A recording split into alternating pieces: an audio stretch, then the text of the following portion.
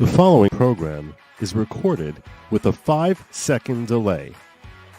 In the event of something truly horrific happening, the host has 5 seconds to calmly interrupt the flow of the stream and prevent the content from reaching your sensitive eyes and ears. Alas, the host has absolutely no clue whatsoever which buttons need pressing to abruptly halt a stream, so he will likely spend those precious moments screaming, "Oh my God, no, how could this have happened? Holy hell, oh my God, no, no, no, why didn't I figure out how to fix? I knew this would happen, oh my God, I suck, damn it, damn it, damn it."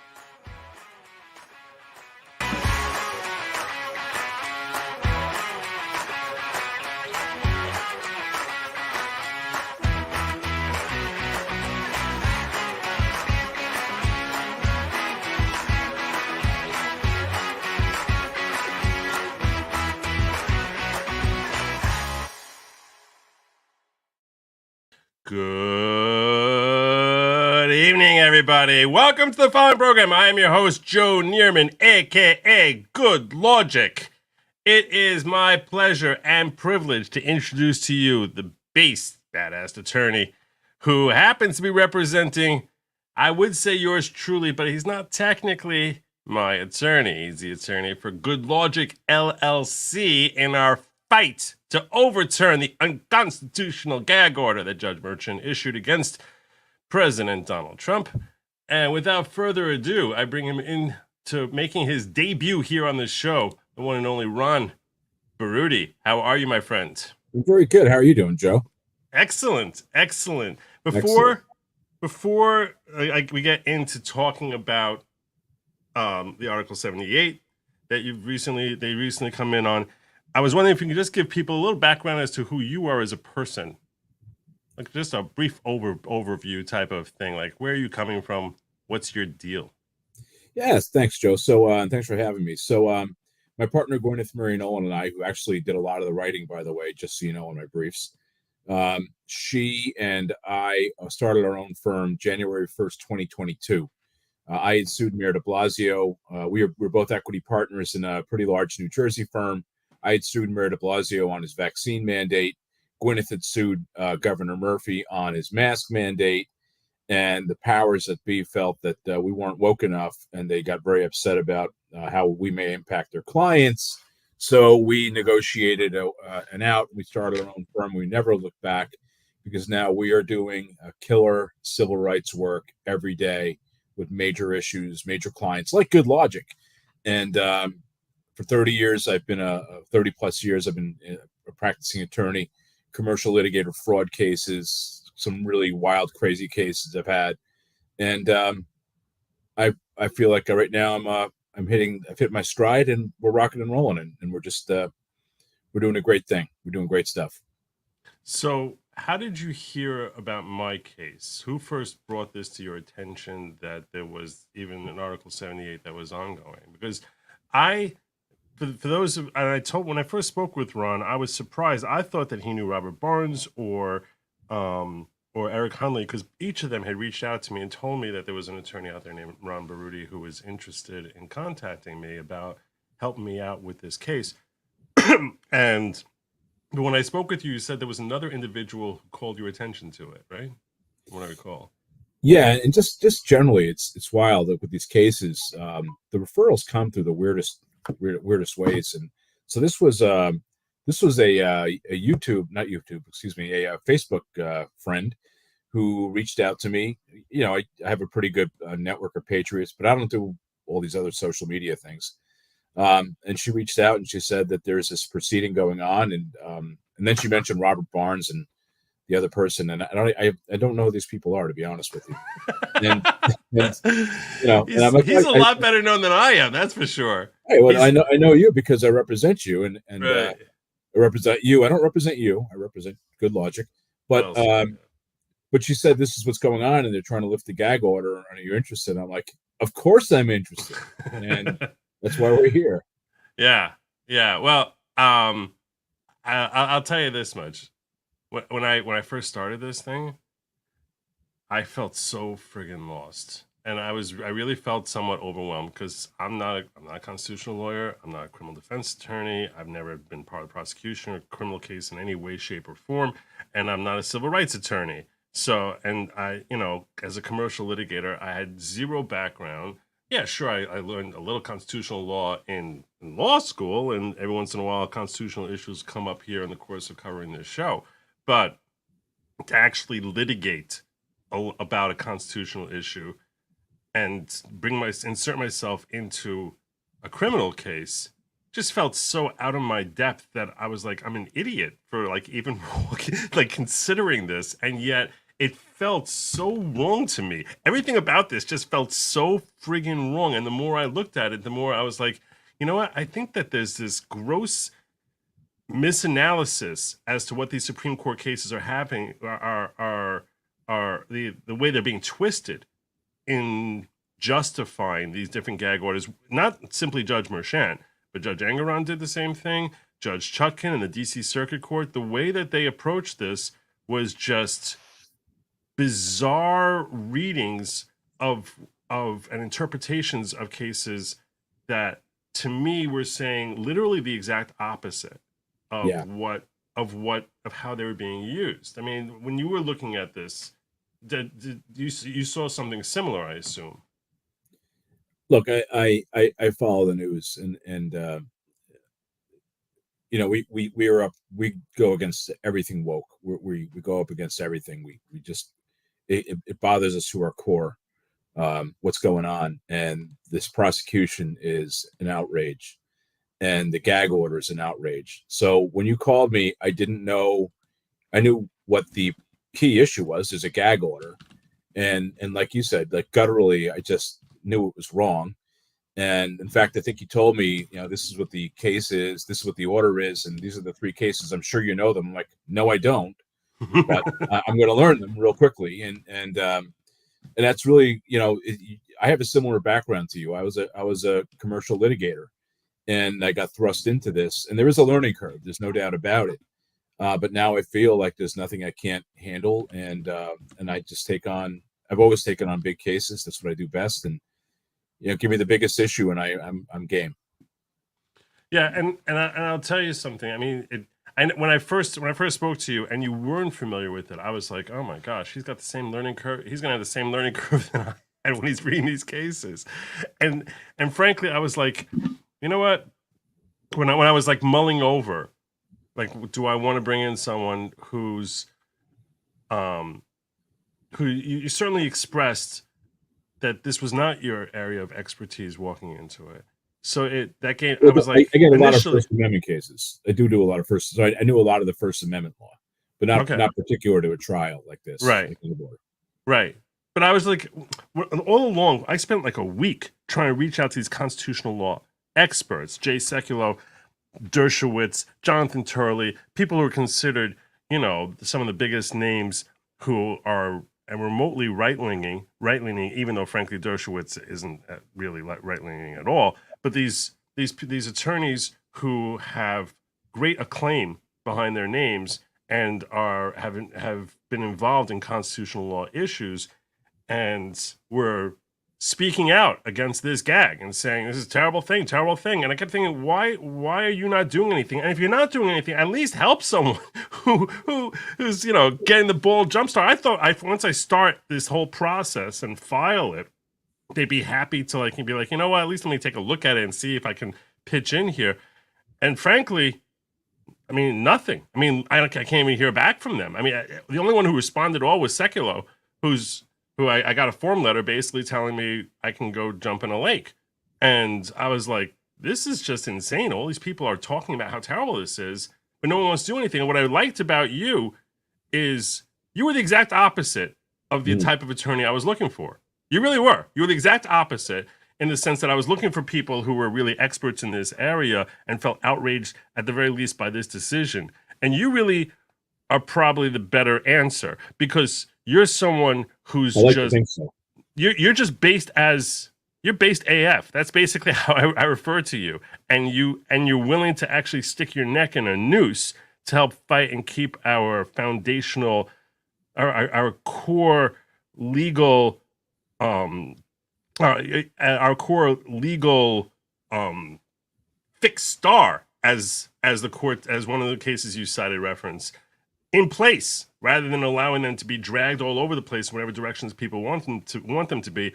And that's really what you really care. I mean, this people here might not realize this. Ron was working through the freaking night to make sure, because he's like, look, this thing needs to get done, and the work product that he put out there was really just exceptional. I was so pleased with your brief when I read it. At first, I was scared. I was like, I don't know what I've never seen his writing. I don't know how good a writer he is. I was like, oh my god, this guy hit on so many points that I totally didn't even really address at all, and hit them well, like squarely, just like it was like, pow. Yeah, it was just one just shot after another. Yeah, and like it's like so we work through the night. I work through the night quite often. That's what I do. So like when I get a big project, I have a sense of exactly when it's due and exactly when I have to start, and I finish on time, like every time. This time, man, we were up against it, and my partner Gwyneth is also my wife, and she's a tremendous attorney too. And so I had her go to bed. I'm like, listen, I'm going to wake you up in 3 hours, and you're going to come down, and you're going to proofread, and I'm going to take an hour nap, and then we're going to come down, and like, and that's how we did it, and we just banged it out. And I went to bed for an hour, came back, it was better, and that's what we do. We're just a great team, and we're very, very proud of our work. We're street fighters. We're not on television. We're not talking heads typically, except here, right now, but. Typically, that's not what we do, and we fight. I fight like crazy for all of my clients, because if you're going to hire me, that means that you have a problem, and if you're putting your faith in me, that means that I have a huge responsibility to perform for you, and that's how I operate, and that's how we operate. Yeah, and you talk about how you and your wife are a great team, and clearly that shows in your work product. I was actually explaining when I was going through on your brief today on locals, where I reviewed your paperwork there, and I was pointing out, I didn't really go into much detail about it, but I was saying just in an overarching way about how different your papers were from mine, and we're both responding to the same thing, and it really, I think, shows how competent counsel can really look at the same set of facts, and just sort of look at it and be like, okay, this is the area that to me is the most important element. And they can be completely divergent from each other, while ultimately being consistent with where they're looking to go, and overall certain elements of it you're going to end up hitting, having overlap. But Right. Just the whole focus of the papers that you filed on behalf of Good Lawgic LLC was very different from the focus that I put in on myself, on behalf of myself individually. I don't know. Did you have a chance to read my papers? I don't know if you saw it or not. I read them like during the night when I was drafting. You sent them to me, right? And then I looked through them a bit to see where you are, what maybe that you already hit on that maybe I didn't have to focus on so much.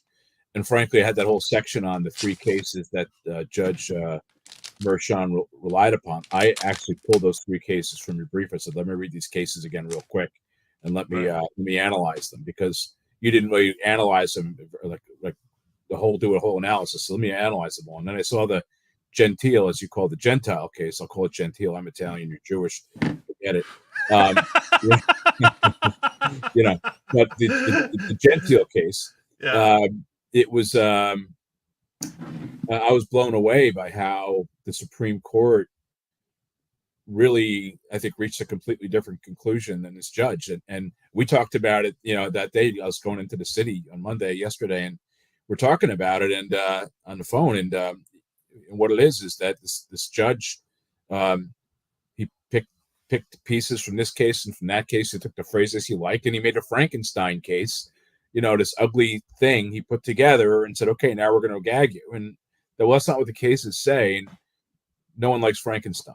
And we're going to slay Frankenstein. That's the plan.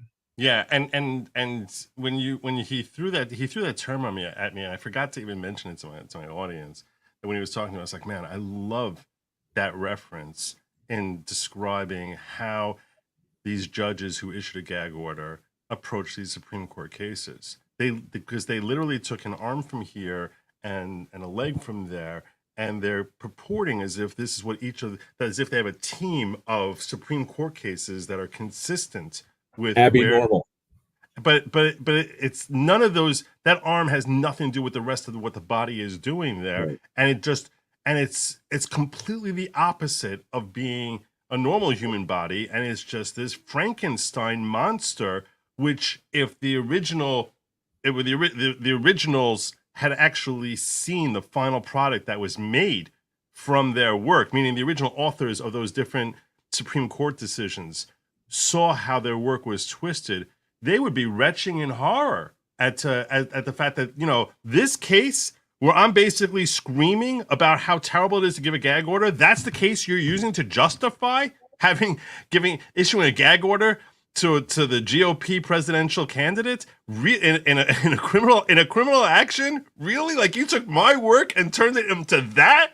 Right. I really think they would be sitting there just horrified to think that Nebraska Press Association versus Stewart or Landmark Communications or Shepard v. Maxwell could somehow be contorted from, like, basically saying we worry about the defendant, we worry about Sixth Amendment rights.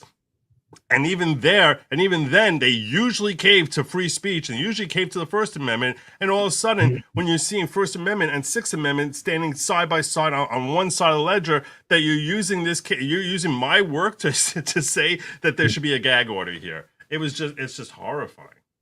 Yeah, it is. I have to catch up on a few super chats that came in here, so I can basically just pay the bills here for a moment. So Okay. You're gonna hear some bells and whistles. I'm just gonna warn you. I need to warn you about a little quirk of my show here. Okay. So my show is called The Following Program. The people who join the channel become followers. Mm-hmm. And there's different tiers of followers. So $5 a month is a follower, $10 a month is a disciple. I just want to know if we get a tracksuit.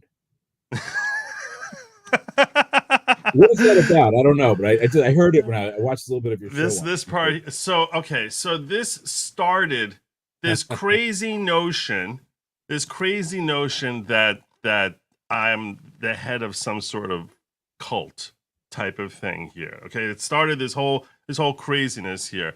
So then when you have someone like Bella Stella here who donates she donates 20 memberships, and I usually would call them out. I can't do that now, but I just want to say God bless you, Bella Stella, who's constantly supporting this channel. The last time I watched this, I think Bella Stella gave 20 memberships too. I remember that. She's great.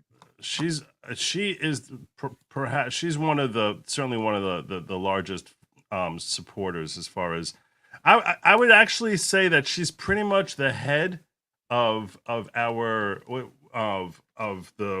Following's outreach program, in that she brings people into the Following. Master Phillips she and Master Phillips are the two who are basically the welcoming committee. The chief of staff of the cult. Yeah, it's not at all a cult type of cult. So that's what I need to make clear to you. Okay, to you 20 people, you should issue your thank you to Bella Stella for being so gracious and welcoming in here. But I need to stress, the Following is not at all a cult type of cult. There's no tracksuits that are mandatory. No vaccine, no stabbing yourself with a jabby jab, no self-harm, no harming others, no goat sacrifices, no squirrel mutilations, no spaceships, no running shoes, no dancing around a bonfire in the middle of a forest to the beat of a tom-tom while you're throwing off clothing and screaming to whatever god. There's none of that. It's not at all. I thought that's what you asked me to do when I was coming on the show. It's not mandatory. It's not at all. There's no throwing virgins into volcanoes. This is not at all a cult type of cult. Not at all. And I'm not the leader. I am not the leader of the following. I'm a follower just like you. A lot of people get confused because I'm the host. I'm a host. I even start every show by saying, I'm your host, Joe Neerman, aka Good Lawgic. And so many people get so confused and they think, oh my gosh, this is some crazy kind of cult. It's not at all. It's not at all a cult type of cult. So we welcome all you new folks who joined us in the following, which is about community unity, leadership training, and certainly personal growth. So Trump 2024, I'm Joe. Hey mods, hey chat. Hey, there you go. Agree with you, Republic. Thank you so much. Lucas, hit me up with the yes. Thank you. I have supered you in the past, sent you more money to your Give, Send, Go. Thank you so much. Thank you both for standing for our and my children's rights and your children's rights. You know, I'm going to tell you this. You have kids? Me? Yeah. I have 3 older ones. One graduated. The last college tuition is over, and I'm graduating that one. And then I have I'm on a second marriage, and we have two little guys here. So very busy. Do you are they a factor for you in choosing to do this type of work? As far as oh yeah, definitely, definitely, yeah. So my grandfather escaped communism, 1948, and my mom was on the boat with him. They got in a 10 horsepower boat in Yugoslavia. They went across the Adriatic Sea. In a crazy story, they were the first people anyone knew to escape, and it was at that point very serious, heavy duty communism. And I look at the world, and I was born into this beautiful, great country, and I don't like what's happening to it, and I want to make sure that freedom is preserved for my kids and for my future grandkids. And I also owe a debt to my grandfather, for bringing doing what he did, and for risking everything precious to him just to be free. And so freedom is very important to me, and it's my motivating factor in life very often is, I want to try to keep the world free for my kids and grandkids and everyone else's too, because this is a great, wonderful country. It's the greatest country ever, and we have to preserve it. And like you said, a lot of people will talk about it, and then they fade away and disappear. Well, that's not me. I'm going to fight to the last breath. Yeah, and it's interesting because it seems as if like your heart there leads you towards your grandfather who you feel like you're preserving what he came here for. Yeah. And it's funny, I'll be frank with you, I never really think about that element to the fight that I jumped into. I continually think back to when I was growing up. I always looked at the First Amendment as something that was completely inviolate. Like that was it. That is the defining yardstick of what America is. And as I got older, I could appreciate all the more how precious that is and how rare that is, even in a world which today people think of as being cultured and enlightened, and people following Western ideals across Europe and in Canada and in all these different nation states, which seem to try to mirror the concepts that our founding fathers gave us, but never really actually did properly mirror it. They tend to come out with a bastardized version of our Bill of Rights, and there is no place which has the freedoms that we have. I don't care. You go to Canada, you go to Australia, you go anywhere in Europe, you go to any of these Western nations, the freedom of speech is not nearly as protective as it is here. Not close. Yeah, I mean, I'm a big history guy. I know we talked about this. I talked about how really what's going on is like the Declaration of Independence all over again. You're like, yeah, I keep it in the 21st century, but so I want to be clear. That's when I said keep it in the 21st century, okay, which I did say this to him. I was like, he started going off about how this is like King George and tyranny and all that stuff. And he's going all on and on. And I'm thinking to myself, yeah, that'd be great on a live stream. And it's true. It's true.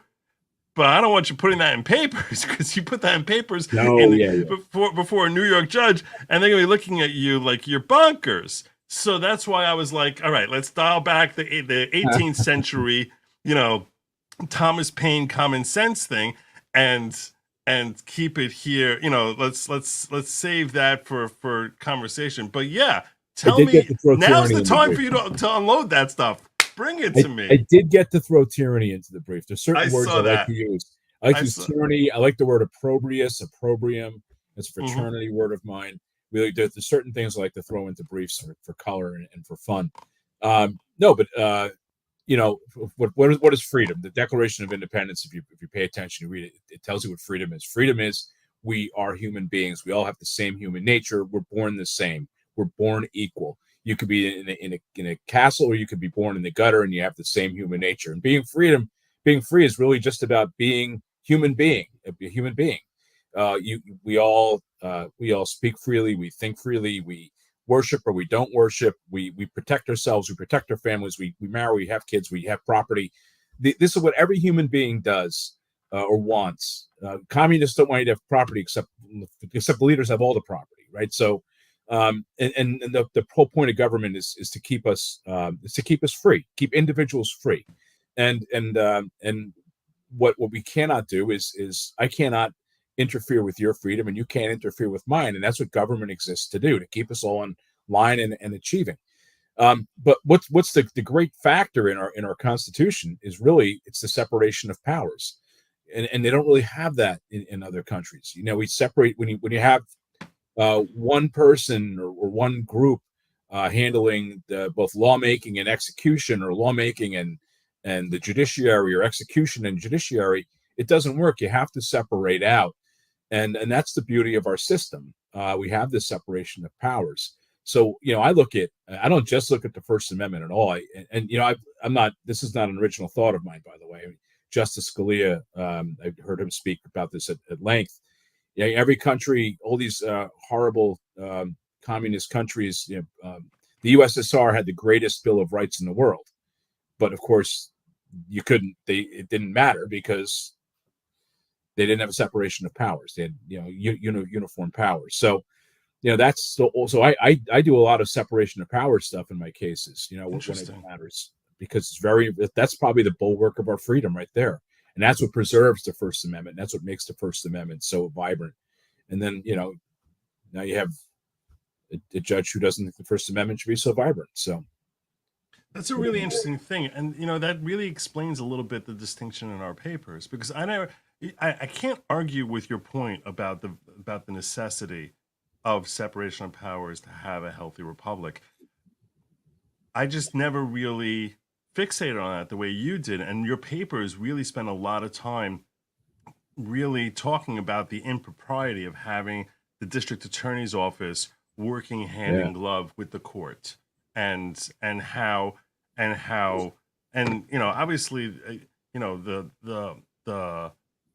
the incestuous relationship between Judge Merchan's family and politicians that's unsettling. Specifically, to me, that's unsettling specifically because Trump is obviously a lightning rod political figure. But in many ways, even if it wasn't a political figure, when you talk about separation of powers, that really raises questions about his role as a justice at all. Like the fact that he has this incestuous relationship through direct family members into people who are so politicianed up, so deeply in bed with politicians, that it is really somewhat disconcerting, the idea that a judge like that is sitting on any case that's relating to government. I think that any judge is going to have political context, or most judges, or justices, judges. We're all human beings, right? And no one gets to the bench because they're just a really good guy or girl. I mean, there's some political connection. If there's something they probably did going up the ladder, and they met the right people, and etc. But in a case like that, but there's a reality of conflicts of interest, right? I mean, the idea is to have an independent judiciary, and one that is not beholden to anything but the facts of the case as applied to the law. And here, we have, and this is what I put in the papers under the canons of judicial conduct. And by the way, this was a guy named Paul Ingrassia was the one who gave me this information. He's a person who's done work with President Trump before. Just coincidentally, I happened to have met him a couple weeks ago or a week ago. But we were talking about this thing before I found out that you had this Article 78. I didn't even know about it. And then all of a sudden, the next day, I think, is when I got the message. But he was telling me about how he thought there should be an Article 78. And then I saw that you were doing an Article 78. I go, perfect. But he's the one who gave me this idea about the canon of judicial ethics. And that is, in New York, if you're within 6 degrees of somebody who has a financial or personal interests in the outcome, then you're supposed to recuse yourself. And here, Letitia James is blowing into a bullhorn, lock him up, trying to get elected. And then she's also employing Judge Merchan's wife, apparently. And that's 1 degree of separation from his wife. And it's not just you, the judge, it's also family members. So it seems to me that under the canons, this is a complete conflict and the judge must step aside. Of course, and it's not going to be in every case that this it's not. It does. And to be clear, I don't think you and we're not saying that he's governed by politics, because we certainly don't know that. But there's definitely the appearance of impropriety. Right. It's a reasonable thing for the public to have concerns about. No one is unreasonable for thinking this is shady. Now, I'm not saying it's shady, and you're not saying it's shady, but the fact of the matter is, part of having a healthy judicial system is it's something that the public can have trust in and rely that this is being run with genuine integrity and a real interest in fairness and justice. And genuine integrity. Yeah, that's it. If you can't rely upon genuine integrity, if you're a criminal defendant, your liberty is at stake, and if you can't rely upon just having a fair proceeding, then what do you have? And that's the whole point of this canon of judicial ethics. You're just supposed to have no doubt that this is going to be a fair proceeding, and it creates doubt when you have these kind of contacts. It creates an appearance of impropriety. And that's the standard. If there's an appearance of impropriety, no good. And another reason the appearance of propriety is so essential is a judiciary is really only strong because people believe it's strong. But if people start questioning whether there's corruption that's going on there, and the bench helps give validity to those concerns by acting with an appearance of impropriety, you don't have it, that itself undermines the judicial system. Because if the public does not believe in the judicial system, then they start thinking that we're living in a tyrannical state. They start thinking that, like, look, there's going to be different justice dispensed for different people depending on their political persuasions, and that we don't actually have justice. It's a matter of who you know and who you agree with and whose tail you'll kiss, as opposed, and whether you're willing to bend the knee to the powers that be. And that's precisely what everything that feels so thoroughly un-American that it feels revolting to have a judicial system like that. But that's exactly where we are in this country, it seems, isn't it? I mean, there's if at this point you don't recognize that there are two standards of law, one for conservatives and one for those who aren't conservative, then you're not paying attention. And the fact that President Trump has all these indictments, most particular, just look at the documents thing. I mean, President Trump was president of the United States. He's the only one under statute, not even under statute, under the Constitution. He's the executive. If he wants to say something is classified or not, I mean, I to be crude, I mean, my understanding of the law on declassifying by president, if he wants to fart and say that's a declassification, then that's a declassification. There's nothing he can't declassify. Joe Biden, vice presidential papers, had no right to declassify anything, yet he had boxes and boxes and boxes. And who's getting prosecuted? Yeah, it doesn't make sense. I will tell you this. I'll tell you this. I've made that argument. I've addressed the Florida action that Judge Eileen Cannon today, and I actually have it pulled up here. I don't know if you looked at her decision today where she put it on hold. And that trial is actually suspended indefinitely and will not be resurrected until such time as she gives an order. So this is her decision on that, and I'll just share with you all something. This case, in my opinion, I don't know if you had a chance to look at her decision. I know you have a really busy practice, but I don't. I'm basically sitting here picking my nose, preparing for shows. So I have opportunity to read through some of this stuff, and when she's going through setting her schedule going forward, there are things on this schedule which must be terrifying to Special Prosecutor Jack Smith. And there are three things in particular that I highlighted here that is probably it feels as if he's the one who's under investigation now rather than Trump. This whole case, if they hated her before, if the left hated her before, oh my God, today they are spitting mad. Well, this is Fannie Willis too, right? No, this is not Fannie Willis. This is I'm saying same concept. I'm getting. Oh yeah. You're saying when we had the whole investigation with the hearing and looking at her. Yeah, that's true. That's true. In the Fannie Willis case as well as the DC case, those are on hold indefinitely pending the Supreme Court's decision with respect to whether or not Trump has immunity, because those are charges that are rooted in his conduct as president. So whether or not the protections of having a privilege will give him immunity from those charges could potentially just completely bushwhack those two indictments altogether and knock out all of those charges, which is 17 charges, which would just go by them, and two different lawsuits, the Georgia case and the DC case, that can literally go up in smoke with a wave of the pen. Which, if you heard, which I'll tell you right now, I think that ultimately, after hearing all argument, there's a really good chance that he's going to get enough justices there. I mean, we know he's starting with 3 who are going to agree with him. My gut says he's probably going to get. It's probably going to be a 5-4 decision that is going to end up. At the very least. What I said is, I don't know if it's going to knock out those cases, but it's going to send them back to say all of these different acts that are alleged to support the indictment, which relate to things he did as president that are in any way, shape, or form part of his presidential duties, that has to be stricken from the indictments. Then look at the things he did that are not related to his duties as president, like giving a speech at the Ellipse on January 6th, which is not part of his presidential duties. That leave in there, and things like that leave in there. Things like the phone call to Raffensperger, where he's talking about the election and doing further due diligence into the election. I think that will be carved out.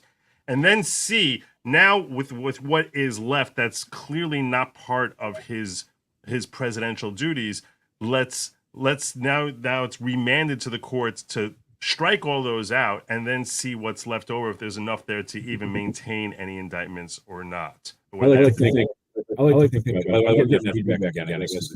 Oh yeah, I put this up, and that's why. Yeah, you get thanks. feedback when I. Yeah. So I here's the way I look at it, and I think this is the only way it really should come down. And I think that you make it 5 justices for this point, because say what you will about the Chief Justice, he is a man of the institution. He's an institutional guy, and he's very focused on sort of the integrity of the institution. That's really been the hallmark of the kind of opinions he's done. And I think all 3 of them are institutionalists. I think Amy Coney Barrett and Kavanaugh are also institutionalists. But in his whatever, now it's like 20 years of whatever he's been Chief Justice, he's been very institution minded. But so here's how I look at the Constitution and that whole situation. The Constitution provides there's a chief executive, there's an executive, and he's got a whole separate branch of government, and he has to be able to function as the executive. The Constitution provides for there's a methodology for determining whether or not the chief executive has committed a crime, and that's through the impeachment process. The House has to impeach, the Senate has to convict, and I believe that the proper determination, the proper constitutional determination, is to say you cannot charge a president with a crime after the fact unless he has in fact been impeached and convicted. Otherwise, his time in office, he'll be harassed, and that's really, I think, I think even some of the non conservative justices were a little perturbed by that. I think Justice Kagan was, and I think you may get a broader consensus on some of this stuff, or you may get maybe a plurality opinion, 4-3-2 or something like that. But I do think you're going to get a pretty solid ruling here, one way or the other. And I really don't think that the presidency, and I think Trump is right, the presidency can't function. And it's not just him, it's any president. Yeah. They're going to be harassed by the opposition party now, and it's going to destroy our government to be able to prosecute a president, because what happens, it's political 98.9% of the time, as we see. And you see things that presidents do that you go, geez, how is it they're not getting impeached? I mean, I could talk about President Obama, till the cows come home, and I can talk about President Biden too. And you never an impeachment. Okay, well, you can't prosecute them. They weren't impeached. That's the end of the story. They go home. Yep. They're now citizens, and it's over. And that's I think the way it has to come down. Otherwise, we're gonna destroy ourselves. Which, of course, and that's no matter how terrible they are, no matter how corrosive they are to America's fabric, like Obama was, or how self-interested they are in their conduct, like Biden. If they're not convicted, anything that falls within the ambit of their presidential duties has to get a pass. That's just the way. That's because, as you're saying, otherwise, everything. How can they think to yourself, if you are the president, put yourself in the role behind that desk at 1600 Pennsylvania Avenue and ask yourself how it is that you can possibly make a decision without constantly mulling over whether this decision is that I'm making now is going to be mulled over by some judge in some county 3 years from now that they're going to have me spending the next 25 years in prison over. I mean, and every state will have their own different rules that you're apparently, according to Georgia, you're bound by every state's rules, and then you have to follow their individual state rules. I mean, that also I thought was completely asinine. The notion that a state can go after a president for the duties, for the things he does as president, to me that was really bothersome, because now he's got to basically comport to 50 different state laws in addition to federal law. And I'm like, that's just ridiculous. But how can anyone actually function in the way that we're expecting a president to function if he has to have that going through his mind on every decision, on the thousands of decisions he makes every single day? It's just, you're handcuffing him to make it impossible for him to be effective. But I just want to go. No, I'm sorry. Go ahead. Just one other thing is that, having thought that through, I was thinking about this a couple of weeks ago, this whole issue. And the one thing I did kind of conclude in my head is that it is okay. You should be able to impeach a president after he's out of office, which happened to Trump, because let's say the last day in office, you commit a murder. Well, under my formulation, unless you're impeached and convicted, you're scot-free, right? So I think that there has to be that ability after the fact to impeach, to make the statement of Congress that, hey, this is a criminal act and it has to be dealt with. And so that's sort of the interesting takeaway for me. I agree with you. When he was impeached the second time after he was out of office, I thought this is ridiculous. But no, I don't think it is actually. Okay, so let me take that to the next step then. Assuming that you're now the new author of federal legislation with respect to impeachment. Okay, I give you you're now the master of impeachment law. Okay, let's assume I gave you that. Would you put a statute of limitations?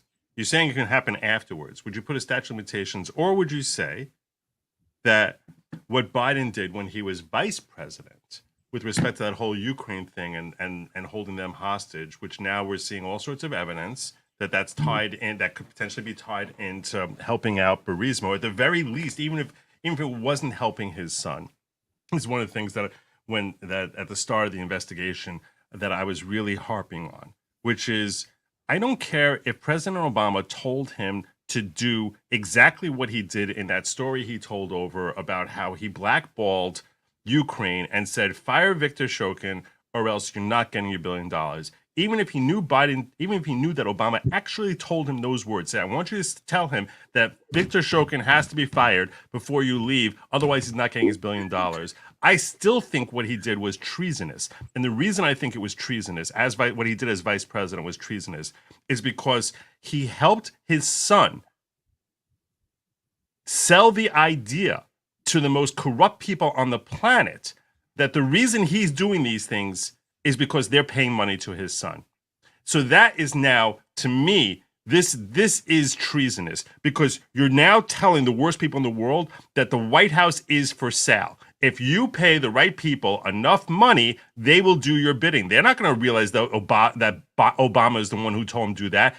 He's going to have his son sell it as, yeah, this is what you wanted. You paid my son tons of money, and now you got what you wanted. And that self-enrichment that he engaged in, even if he didn't take the money into his own pocket and all of it went to Hunter Biden, which I don't believe that for a second. But if every penny stayed with Hunter Biden, it still is bribery that he's engaging in here. Which is a listed offense under impeachment. And that I would say today, in 2024, he could be impeached from being for his activities as vice president. And I don't give a damn if it happened 10 years ago, that he should be impeached for that. And based on that, he would be removed from from sitting as president of the United States. So I want to ask you whether you agree with me about that, about whether or not I'm basically arguing that there should not be a statute of limitations on going after someone for impeachment, even for an office that he and a role that he completed 8 years ago. No, I don't agree. You disagree with me. So walk me through your thinking. So you take that to its logical extreme. You can try and convict right now Jimmy Carter for something. I mean, okay, let's take it to extreme. Let me tell you what I think again. How I think the formulation should be. If you're in office, right, and you commit a crime, and you're impeached at some point, and you're convicted, and then you're thrown out of office, even if it's after office, I would argue that while you're in office, there's a statute. The statute of limitations always exists, and you have to have statutes of limitations, except for murder. But there's a tolling in that office period. So during the period of time you're in office, it's told. So if you are convicted after the moment you're convicted, that statute of limitations starts to run. Now, so if let's say for instance it's bribery, and let's say it's a 3-year statute of limitations for bribery. Okay, well, there's got to be the conviction, and then there has to be the 3 years. Now, the problem is once you get out of office, I think it becomes incumbent upon the powers that be to go through that impeachment process. You can't have a noose around someone's neck the rest of their life, right? Their lives. You have to, at some point, people need to be able to understand and recognize that whatever crimes they committed, they're going to be free. They're going to be free from the harassment of the potential of being convicted of a crime too. Because once again, what you're really doing is, well, we're going to judge history. We're tearing down statues from history now. So why don't we start impeaching Abraham Lincoln now? Because we don't like George Washington. We're going to impeach and try him. Now we're going to say, well, you were a slave owner, you're a bad person. And George Washington historically he's been convicted. At some point, it becomes ridiculous, and you do have to have limitations. And look, government is not supposed to be about lawfare. It's supposed to be about governing. It's supposed to be about keeping us free. And if government's not engaged in that function, then there's something really wrong. And we're sitting here talking about, all these different crimes and convictions that should happen. Enough already. Like, let's move forward for the American people. It's really what the government should be saying. This is out of control. And unless and until the people who are elected to start working for the American people again, then we're going to lose our government. Okay, so I'll push back on you now. All right.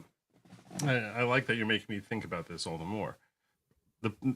What are we saying? We're saying that no one can be convicted for crimes unless for actions they take in their official duties as president, let's say, or vice president, unless they're first impeached. You basically made the point. What if someone shoots up, commits murder on the last day in office? You have to be able to impeach them after they leave office. I agree with you on that. I said I do think that you have to be able to impeach them after office, and the reason to impeach them is to stop them from holding. Really, it's to stop them from holding office in the future. Even someone who serves 2 terms as a president could, in theory, become a senator afterwards. They can't serve anymore as president, but they can become a senator. But if they're impeached, that would keep them from being able to serve as a senator or any other member, federal member of Congress. So, in that sense, all the impeachment does, the impeachment clause itself is very clear that there's no criminal liability that comes with being impeached. All it does is it keeps you from being able to serve in any sort of capacity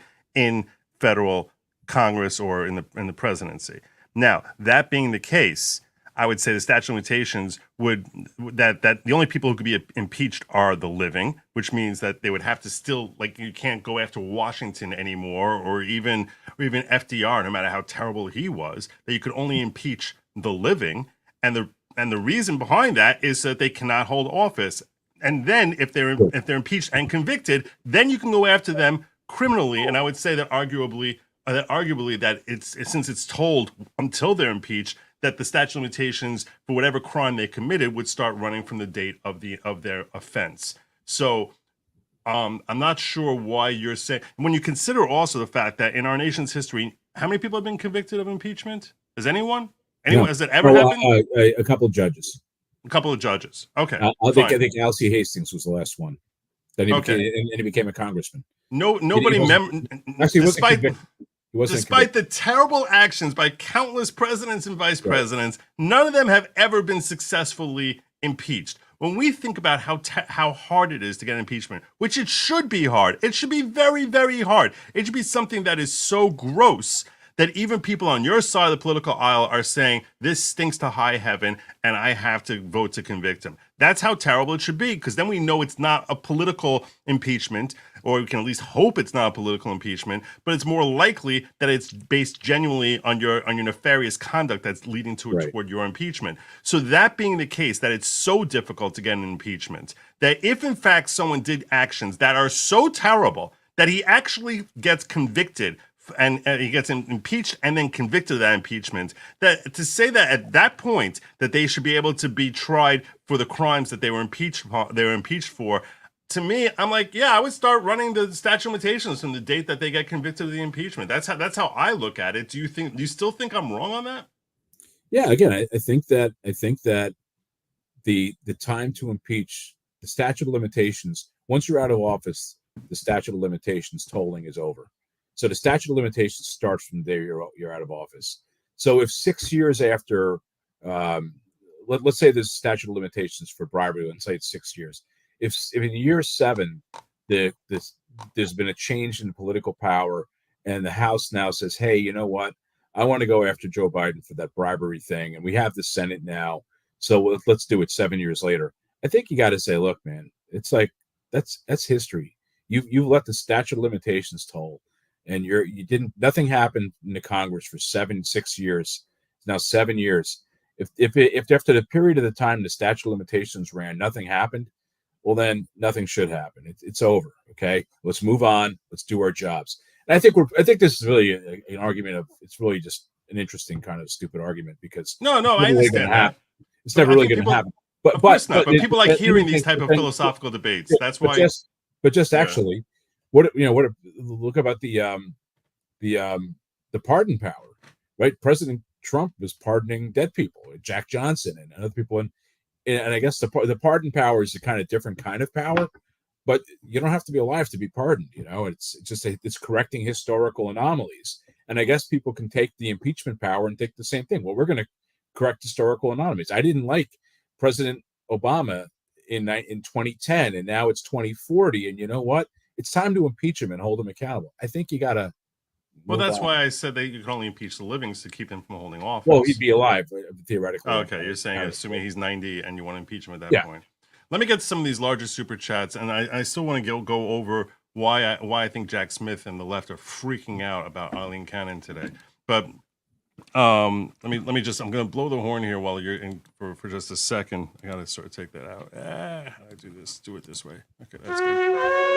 You both represent our First Amendment red line. How sweet a victory if you can strike a win for free speech before this case is over. If they wrap things up tomorrow, what happens with this gag order? they're not wrapping up tomorrow. The state says that they have 6 days more of testimony that they're expecting, and then we have the defense putting on their case, and then you have the jury deliberations. So we certainly, I certainly, and with this trial only being conducted 3 days a week, I certainly expect that we're going to have at least a month, but who knows on that. Let me just get this one real quick. Also, Kathy Trout says, Ron, please help me.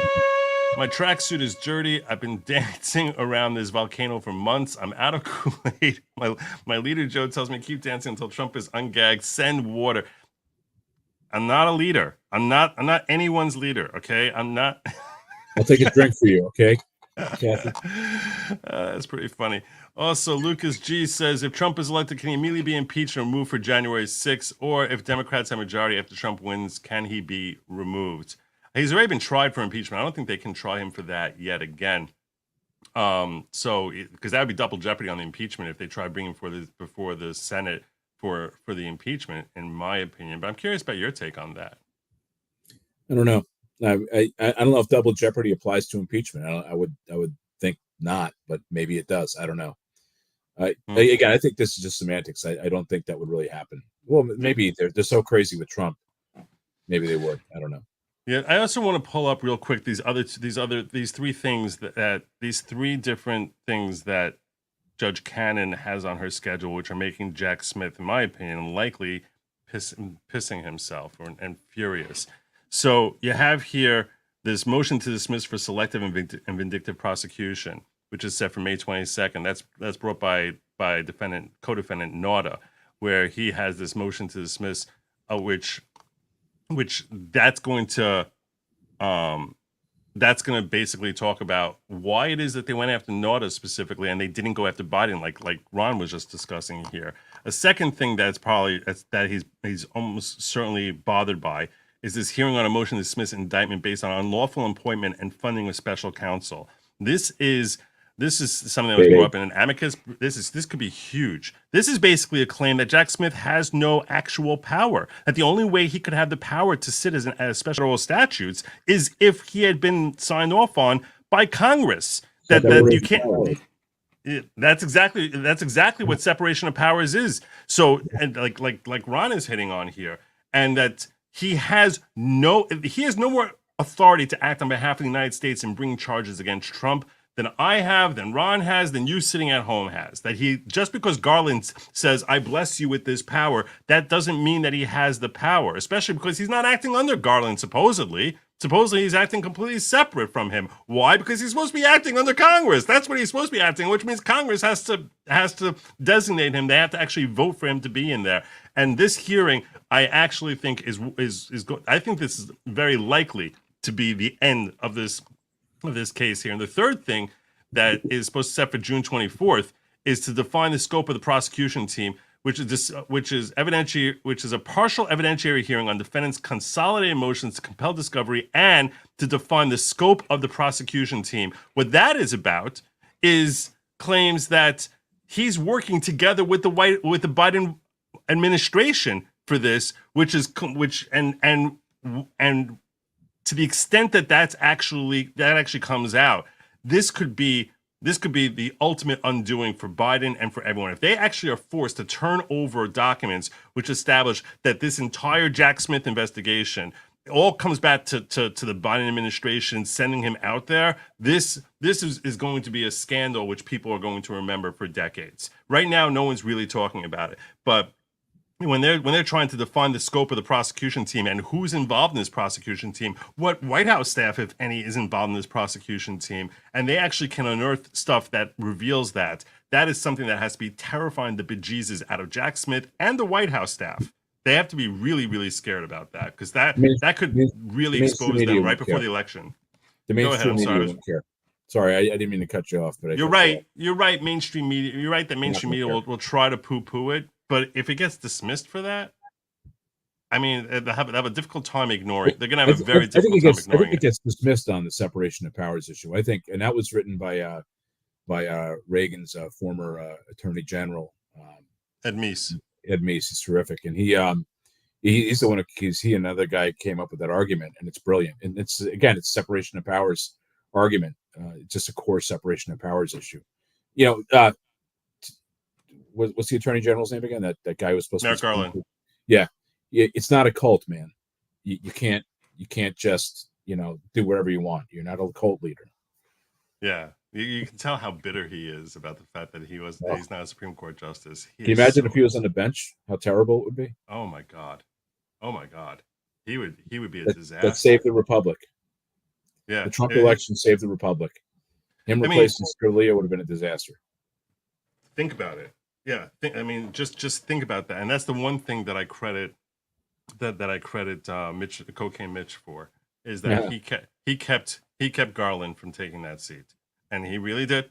And as much as I think that he's a terrible neocon and so many terrible things about him, and that were destructive to America, but keeping Merrick Garland off the bench is just an amazing thing. And no one thought that he it, what's amazing about it is how significant we're seeing with 2020 hindsight, how terrible Merrick Garland is. We're able to better appreciate how significant that is, far more so than most of us could appreciate when it happened. The other is that it was a ballsy move. It was a very ballsy move to say, Right. "Oh, we're just not we're not even going to conduct hearings here. Sorry." So yeah, I mean, and go force us. Go ahead, force us to conduct. How are you going to figure out how to force us to conduct hearings? It was a ballsy move. Very much. And Yeah. yeah, and people, I think, don't really fully appreciate that. Okay, so let me get to a couple other chats here. I'll send your GiveSend. I see your GiveSend Go is over 22K. Well done, indeed. You guys are amazing. The support I've gotten from you viewers has really been amazing. And power to you. Thank you. You might want to pin the link in We chat. think this case is going to the United States Supreme Court, and that first $22,500 is being put away just for that purpose. Yeah. So it's very important. Yeah. And one of the things when I was talking with Ron about starting this GiveSend Go, and basically I made this point. He is in a completely different position from me. Okay, so that's one thing I want to clarify to everyone who's watching this and is donating, and hopefully continue donating or may watch us in the future. I don't know. We were talking about the anticipated costs, and we basically worked out terms designed to keep putting away more and more money towards anticipated costs, because you never know when you're going to get hit with all of a sudden it's a $10,000 bill for something that we just want to be able to be confident that we are going to be able to cover. Right now, we know that we can anticipate roughly, up to $25,000 in fees just for getting the filing in to try and get certiorari before the Supreme Court, which we do feel like this is likely going to end up going to the Supreme Court. Yeah, and just also, in fact, we have we've talked about it. My condition to Joe was that if we get to the Supreme Court, we're going to do it the right way. And I know a Supreme Court brief writer, a guy who used to be a clerk for Justice Thomas, who just recently did a brief for me, and my wife was arrested at my partner. I was arrested at a school board meeting in Cranford, New Jersey, and for not wearing a mask. And that case went up the ladder in federal courts, and now we're up in the Supreme Court. But this guy wrote the brief for us. Brilliant brief.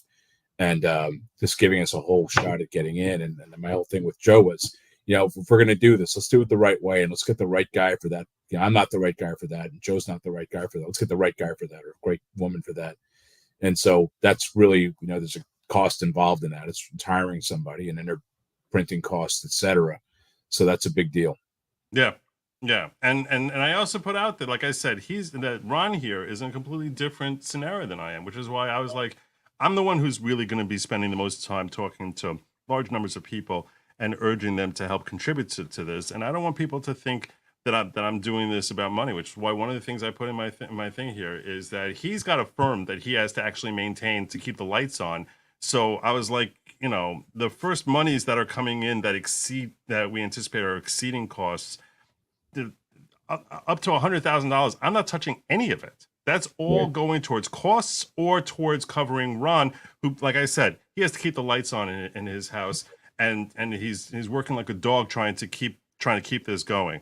But Yeah, I mean, and I was like, and I actually said to him, I was like, look, I don't know if people just start giving out the wazoo at a certain point, I'm going to be looking for some compensation. And Ron was kind enough to come to agreeable terms with me. Of But course. but the that's why I want you all to know that when I'm pushing this and I'm pushing this, and my and Good Logic LLC's attorney here will confirm up to like and I'm going to be raising the bar on it because I understand people want to participate in this, and frankly, Ron deserves to be compensated. He works hard, does great work. He's based as anything, and he has employees he has to pay. He has his own bills he's got to cover. This is the lawyer's only commodity is his time. So that's why I felt it's appropriate for him to be properly compensated. So I am going to urge you all to continue giving even after we get past $25,000. I don't want anyone to think that like, oh, Joe, you told us only 25. That was a bare minimum threshold that we were trying to get to. I'm gonna be pushing that up probably tonight. But that it is obviously essential for people. We all got to live, and I live by doing this show, that and locals and all that other stuff. And certainly, I urge you all to make sure while you're here to make sure that you can subscribe and follow me here and follow me on Rumble and on YouTube and on locals. And you should make sure that you follow what the cartoon tells you and make sure that you subscribe while you're here because numbers don't grow unless people actually hit that button. But uh, what Ron does is basically what he's doing for Good Logic LLC. And he agreed to not take any compensation from my pocket because, frankly, I didn't have the money to give him. But at the end of the day, if people are able to help support for for that, I think that he's certainly earning his keep in ways that far exceed what I expected.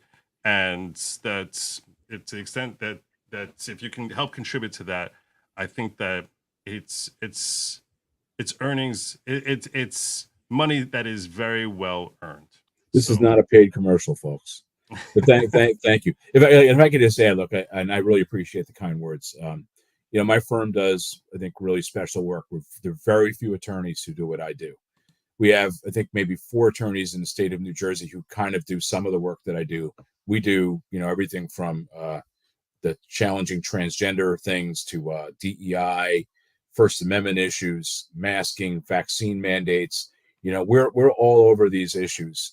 That Second Amendment, we're all over these issues, and a lot of times we have clients, Joe, who really are, they're broke. They've been terminated from their jobs. They're pariahs, and nobody wants to touch them. Nobody wants to represent them, even though they have really, just like here, you have a really significant claim, and nobody wants to touch it because everyone's so afraid, or they don't get it, or they're not going to get paid. And I always work with my clients to try to make it feasible, even though some of them are unemployed.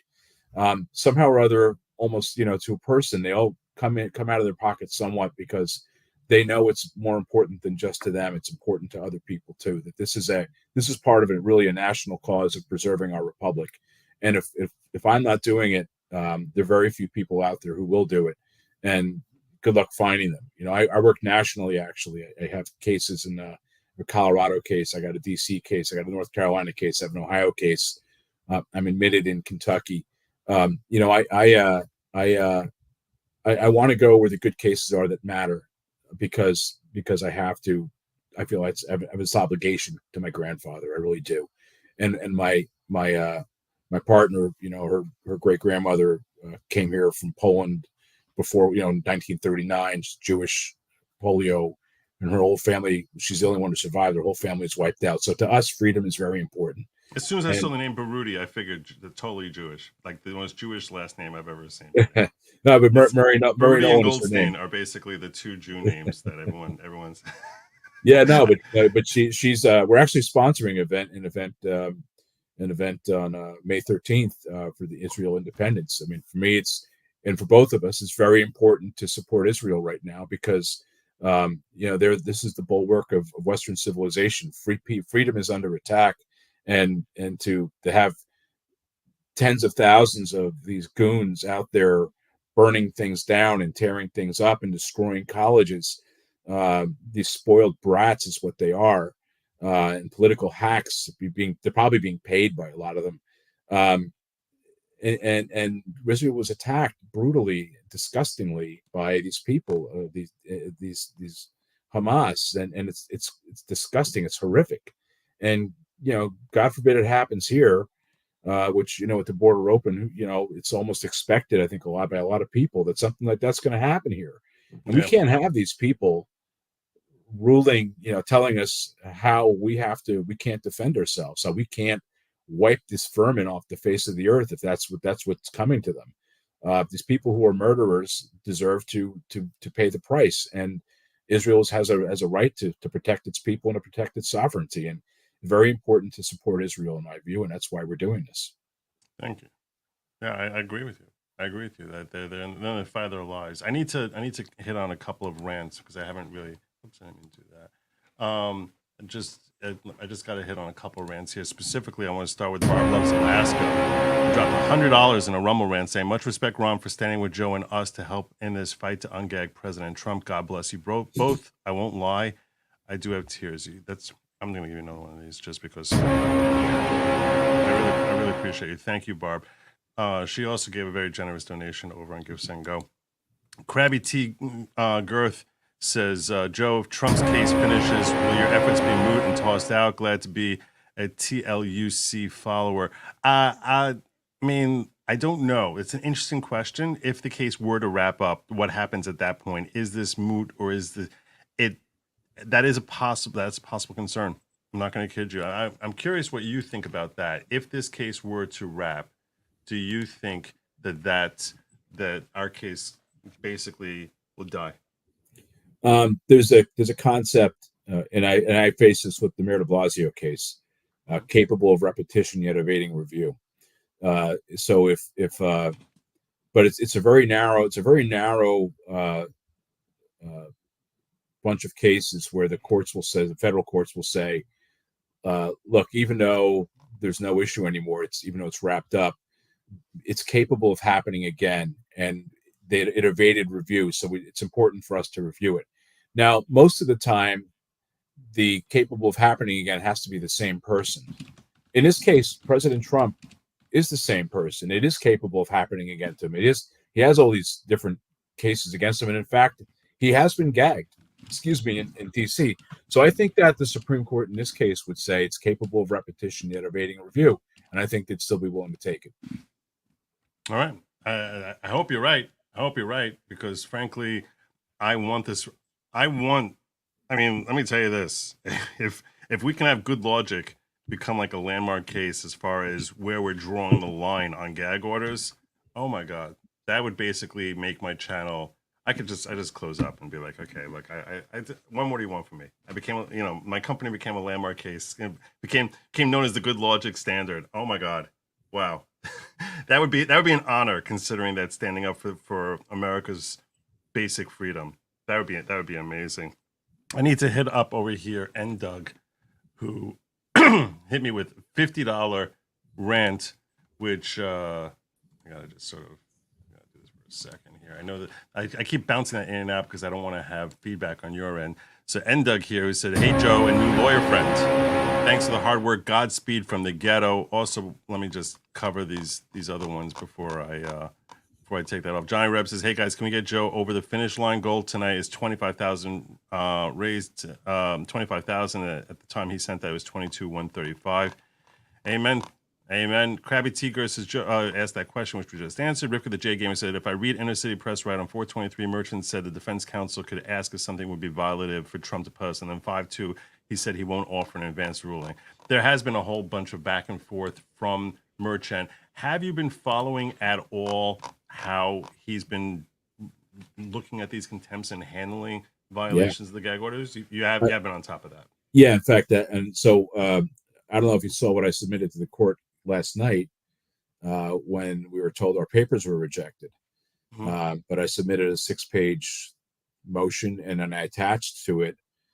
There's a really ironic that the day that we can't get our papers submitted to the court, they refuse to take them to try to stop Judge Merchant from continuing on with this gag order. He issued his 10th contempt citation to President Trump for violating that gag order. The press was all over the 10th gag order violation. Oh, goody, President Trump's going to go to jail next time. And then, but nobody knew that what we're doing, because it's basically been secreted in the appellate division. Nobody knows that this little Article 78 proceeding exists, but it goes to the heart of what's happening in the courtroom with President Trump in the contempt citations. Did you get a chance to read the contempt order from Judge Merchan? No. Because I'm going to tell you something that someone pointed out to me. I got to see if I can pull it up here. I want to see if I can pull up the order. There's one line in there, which I actually was, which I lost my mind over, because he referenced. I'm not gonna pull it up, but he basically says that even if a order is unlawful, it still can be valid grounds for contempt. Now, I went nuts on this, that even an unlawful order can still be grounds for contempt, which basically is you have to bend the knee, because even if the law is wrong, since the court said it, you have to follow it, and that could still be a valid contempt.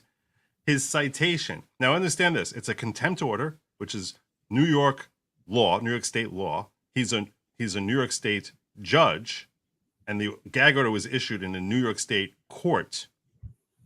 This is not free speech. It's not First Amendment thing. It's a concept as to whether or not you can, whether or not contempt can be issued for an unlawful order. Nothing to do with federal law at all. His citation was a case from the Seventh Circuit that said the Seventh Circuit once said, some small case in the Seventh Circuit, they once said that even an unlawful order can still be valid grounds for contempt. And I'm like, how the heck are you using some decision from Wisconsin to interpret New York state law? I don't even understand what's happening here. And I was going nuts about that last night, but someone else pointed out something really interesting. I don't know if he didn't write this in the last order. He's writing it now. Right. He's seen our papers and how we've been attacking him, that this is not a constitutional order. And it could be that he's afraid that this order is going to go up in smoke. And his point is, it's still valid contempt. It's still valid contempt. Even if it's unconstitutional, it's still valid contempt. No. I think it's possible. He's scared that this thing ultimately is going to be overturned. You don't think so, though? No, I think that concept does exist. I don't think it's just in the Seventh Circuit, but this is a constitutional issue. It goes to the heart of the Constitution. The gag order is constitutional, but the idea of whether a contempt law can be but the entire contempt is based upon an unconstitutional premise, and your constitutional rights are inviolable. So you can't suddenly, we violated the Constitution, we're going to throw you in jail anyway because it's contempt. No, I don't think so. Good luck, Judge. No, I don't think that's gonna hold either.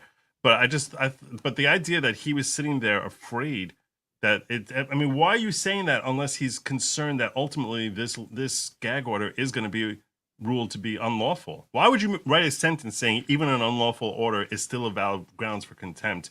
Right. There's no reason to put it unless you're trying to set it up for protection. You're covering yourself in case it gets overturned. He didn't write that the first time, but now that he's seen our papers, all of a sudden he put that in yesterday. Right. So, it's like writing a brief, a motion. I want this relief. But in the event I don't get this relief, give me that relief. That's what he's doing, right? But you don't see a judge normally do that because they're not usually concerned that their orders are going to be overturned.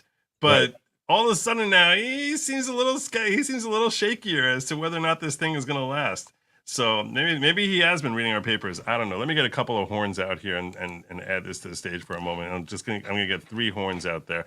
So the first one is Kathy, the realtor in New Jersey, says amazingly engaging, informative screen, gentlemen, on the appeal. Thank you so much, Kathy. Kathy is another massive supporter of this show here. Let's go, Brandon. Saying Joe is worse than Taylor Swift at letting go. Are there any 2,000-year-old crimes you want to prosecute? That's funny. Help send water fast. And Kathy says Roger Stone was also gagged. I'd forgotten that. That's actually true. I think that Roger Stone was gagged. I don't know if you ever mulled over the gag order that was issued against him. No. Did you ever look at that gag order? No, me? No, I don't Yeah. think so. We had this discussion too. I do believe that that criminal defendants have been gagged, but certainly nothing in a situation like this where it's so incredibly newsworthy and so blatantly baseless. It seems to me. I don't know. I want to look at that gag because I don't think that gag is nearly as sweeping as this one. I can't imagine that it's nearly as sweeping as this one. I mean, it's again the you can't talk about the judge's wife or his daughter.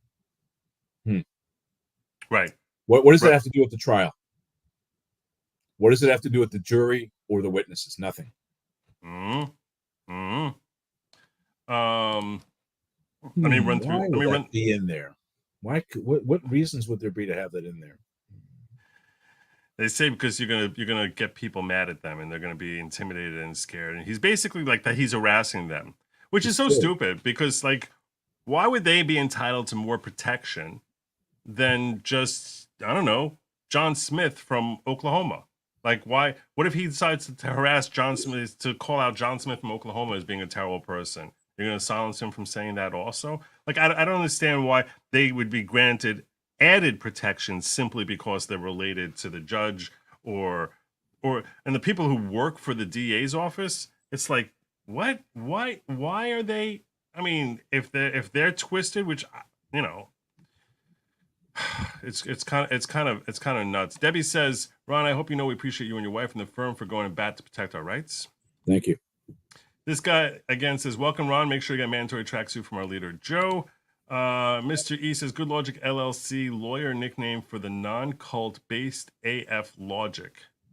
Oh, based AF Lawgic. What you think? Not bad. A little long, a little long, but not bad. What's wrong with Adidas? It brings the Eastern European audience. I don't get it. Tracksuits. Oh. What flavor is the Kool-Aid? There's no Kool-Aid. There's no flavor. There's no Kool-Aid, and I am not the leader. Exactly. Thank you very much. Joe is. I am very much not the leader at all. At all. Everyone knows that. I think it's grape. You're not helping, Ron. You're supposed to be my lawyer. My God. Wesley says, was worshiping, was facing the wrong direction. Don't get mad. It depends on, you gotta face wherever you feel is right. Kiwi Kel says, Ron, you're an answered prayer. You and Joe are doing the Lord's work. Thank you very much. God bless you. Jennifer, you're the host with the most, Joe. Thank you so much. Master Phillips, one of us. Karen Manning's no free speech where I come from. You go to jail if you question the Holocaust, which is, it's messed up. It's messed up. I think people who question the Holocaust are messed up, but there's no reason that should be something that would land someone in jail. I think that too is messed up. The government should not be policing that. Can you? I think that she's got the German flag there, so I assume Karen Manning's comes from Germany. Can you guys give the TLDR on evidence tampering and why it's bad? There's a lot of ignorant peeps on these mean streets who think it's no biggie. So I'm going to defer that one to you. Can you give the TLDR? If I know what TLDR, maybe that's like the down low, basically, on evidence tampering and why it's bad. Well, evidence tampering, I mean, if the evidence doesn't have integrity, how do you know it's actually evidence, right? If there's a box of papers in President Trump's study or in his bathroom, I think as the case might have been. And he says he never even opened the box. He didn't know it was in it. It was just packed. And then they went in there and they started taking things out and shuffling them around. Well, now it looks like someone was in that box, right? And how can he prove that he wasn't in that box if they were in the box and now it looks like he was in the box and they've tampered with the evidence? That's a big deal. That's, I think, pretty much the essence of what a lot of the claims are in the documents case, is that's what they did. They came in and, I don't know if you remember when the big raid went down, they scattered all these papers on the floor and they took pictures of them. Tons of pictures. That's not how he had his papers. Right. That's how the FBI put the papers. And by the way, it's designed to poison the jury. Yes, gag order on that. Right? I mean, that should be thrown out. Yeah. There's a great case that we have from the Sixth Circuit that if the government is inconvenienced by the criminal defendant's rights, too bad. It's about defending the criminal defendant. If the government loses its case because the criminal defendant's rights are jeopardized, then the government loses its case, because our liberty is what matters first. And doesn't matter, it could be a terrible, horrible human being like Charles Manson. He still has the right to a fair trial and to have things done properly, because he's an American and he's got liberty until he doesn't, until it's been taken from him because of the things he's done and proved in a court of law beyond a reasonable doubt in a fair trial. So you heard it here first, folks. If it's makes it hard on the government, so what? F you. No one cares. That's Right. not the point. You have the full might of the freaking government to go after someone, and you have all the power. You have so much trust that you get from judges, from jurors. You put police officers up there, they automatically, when they come in there with a uniform, automatically starting with an added level of credibility. All that is against one defendant. I don't care that Judge Merchant writing there that this is not your classic David versus Goliath situation. I respectfully, and I respect Judge Merchant, I respectfully disagree. Every case of a defendant is a David versus Goliath, and it doesn't matter if it's Donald Trump, Elon Musk, or any person who would be sitting in that criminal chair. You are at a significant disadvantage. Absolutely. Significant disadvantage in that so much of all the evidence is under the purview of the government, and there's so much trust that's given to them. And anyone gets up there, even when they give their chain of custody and they're explaining that, who knows whether or not we trust them, but but funky things happen way too often. Prosecutions are selected by the government. Which person do we want to go after, and which persons do we want to let go? And far too often it stinks of political bias. And you want to tell me that, boo-hoo on the government that this person actually has a microphone, which is going to get heard by by more people than your standard defendant? Go to hell. No one cares. Go cry to your mother about it.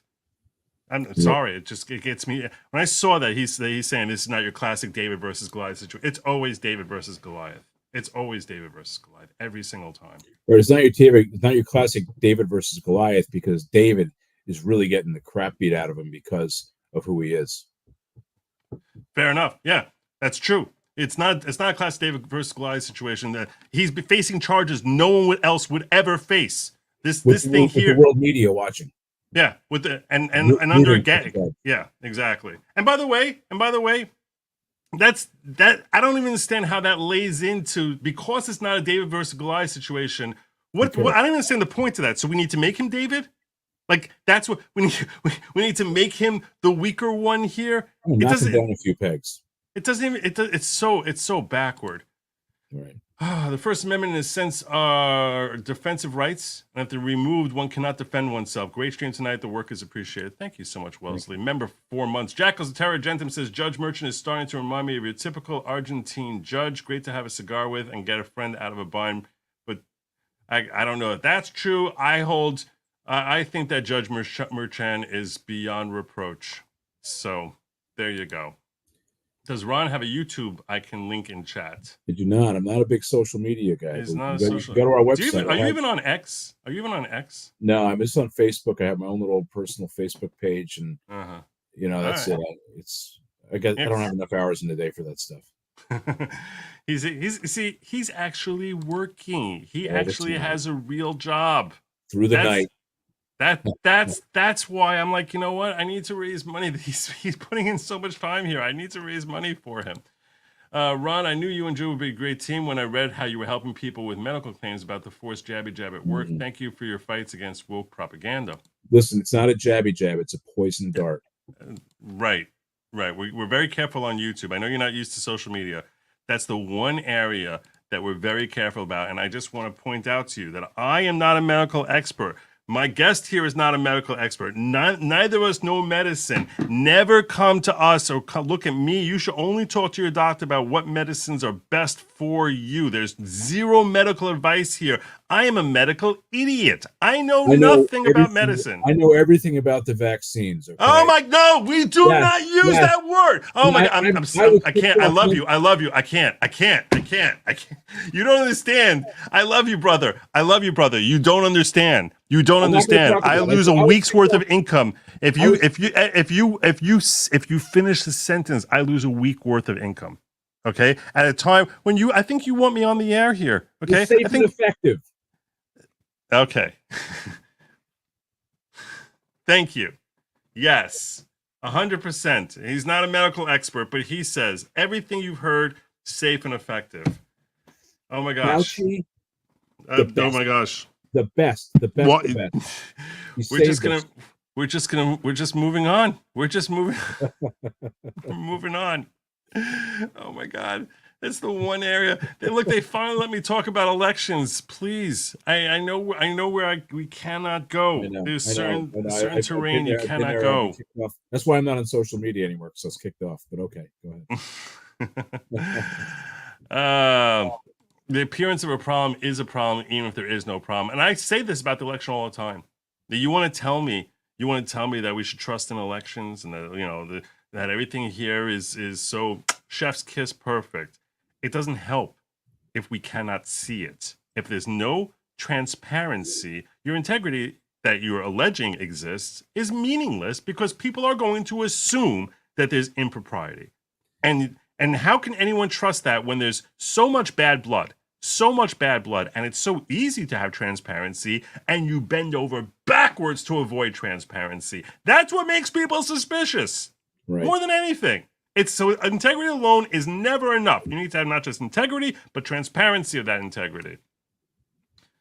Du hast mich, F you pay me. Do you know what that's a reference to? I don't, but This is Joe Neerman Collection Company. Yeah, the reason he's calling himself that is because I used to own a collection company, which apparently some people think is kind of funny. But really, yeah, that was part. I was your commercial litigation. Well, for a period of like 2 or 3 years, I was the attorney. I was the 50% owner, and also the attorney for a collection company. Nothing worse than dealing with collection attorneys.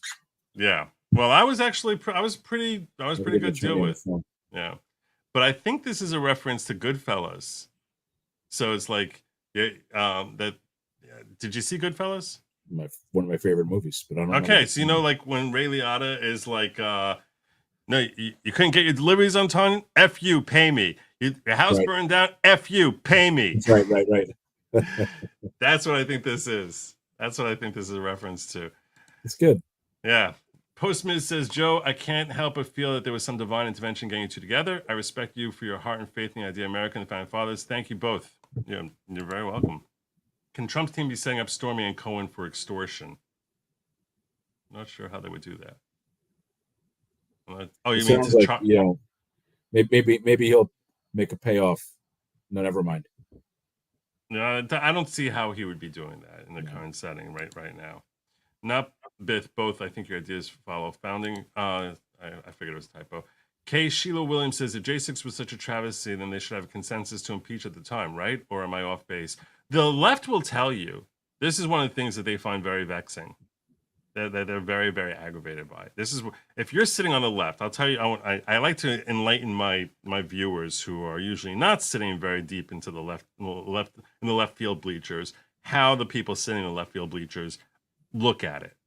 So what you had was Mitch McConnell said, who had all the authority to either convict or vote against conviction and swing enough votes to with respect to the J6 impeachment. What he said when they voted not to convict is that the reason they're not convicting is because it's after. Because I don't think that we should have impeachment after he's out of office, and if they want to go after him, then they should charge him with crimes in state and charge him with crimes for that he's committed. And now that he's been charged with crimes, they're saying, well, unless you impeach and convict, he's can't be held accountable. He's got immunity. So that's where they're like, wait, McConnell said that give it over to the courts, and now you're saying it's in the courts because McConnell didn't convict. Now you can't go after him. So if you're sitting on the left, you are steaming mad at McConnell. It's like, we don't have Merrick Garland sitting in there, and we didn't get a conviction under the thought that we can get him in court, and now we can't get him in court because McConnell said that. Yeah, say what you will about him. He's an institutional genius. He really is. He is. Yeah. Joe, Faith in the chat wants you to get in touch with someone at Blaze TV. I don't know how to get in touch with someone at Blaze TV. How would I do that? I would love to get in touch with someone at Blaze TV. I don't know why someone from Blaze TV hasn't reached me. They can find me at Good Logic. Anyone can email me at goodlogic@gmail.com. They can find me on X at The Following Pro. I'm very, very reachable. I'm not hiding from anyone. I had someone who reached out to me today saying that the Epoch Times wants to do a feature on our Article 78, and I never heard from them today. I keep hearing about all these folks who want to reach out to me, and somehow it just doesn't seem to happen. Now, this was sent almost an hour ago. Epoch Times is great, and they've run a couple stories on my cases, and sometimes it takes them a couple days. They're great at covering real news and telling a story, and they'll tell it, in all its gory details. So that'll probably come. Yeah, let me get to a couple of the larger chats real quick here, and I'll keep you muted for a second. So, Jenny L hitting me with a 50, saying howdy, well done, thank you, Jenny. Such an amazing supporter of this show. You're really great. Master Phillips, who hit up with 5 Good Logic memberships. Welcome to the following. I hope you guys thanked him timely. That was sent 13 minutes ago. So I hope you hit him timely, and God bless you. The following is not at all a type of cult at all, and I am not the leader of the following. Everyone knows this. I'm just the host. And let's go, Brandon, saying, Joe, a little too tame. I'd be shooting that shot like 2K. I know, Joe. Tell him I'm next. Tell him you found a little something too fresh from the front to the back. I'm a stunt cause Joe, my little boot. I think he's drunk. I love this guy. Let's go, Brandon. I love him. I don't know what the heck he said. I don't know what this is. I'd be shooting that shot like 2K. I know, Joe. Tell him I'm next. Tell him you found a little something too fresh from the front to the back. I'm a stunt cause Joe, my little boo thing. I don't know if this is a song. I don't know what is happening here. Anyway, I'm going to come back to the rest of the chats, but I know you don't have much more time here with me, and I was wondering if you can explain a little bit. Yesterday I walked my audience through the hassles that we were having in getting our papers accepted by the courts. You and I worked very hard on preparing papers that are awesome. Everyone saw me working on mine. People on Locals were able to see me reading through yours. And as I said at the start of the show, it's really completely different kinds of replies. Both of them work very well in symbiosis with each other. Both of them were rejected.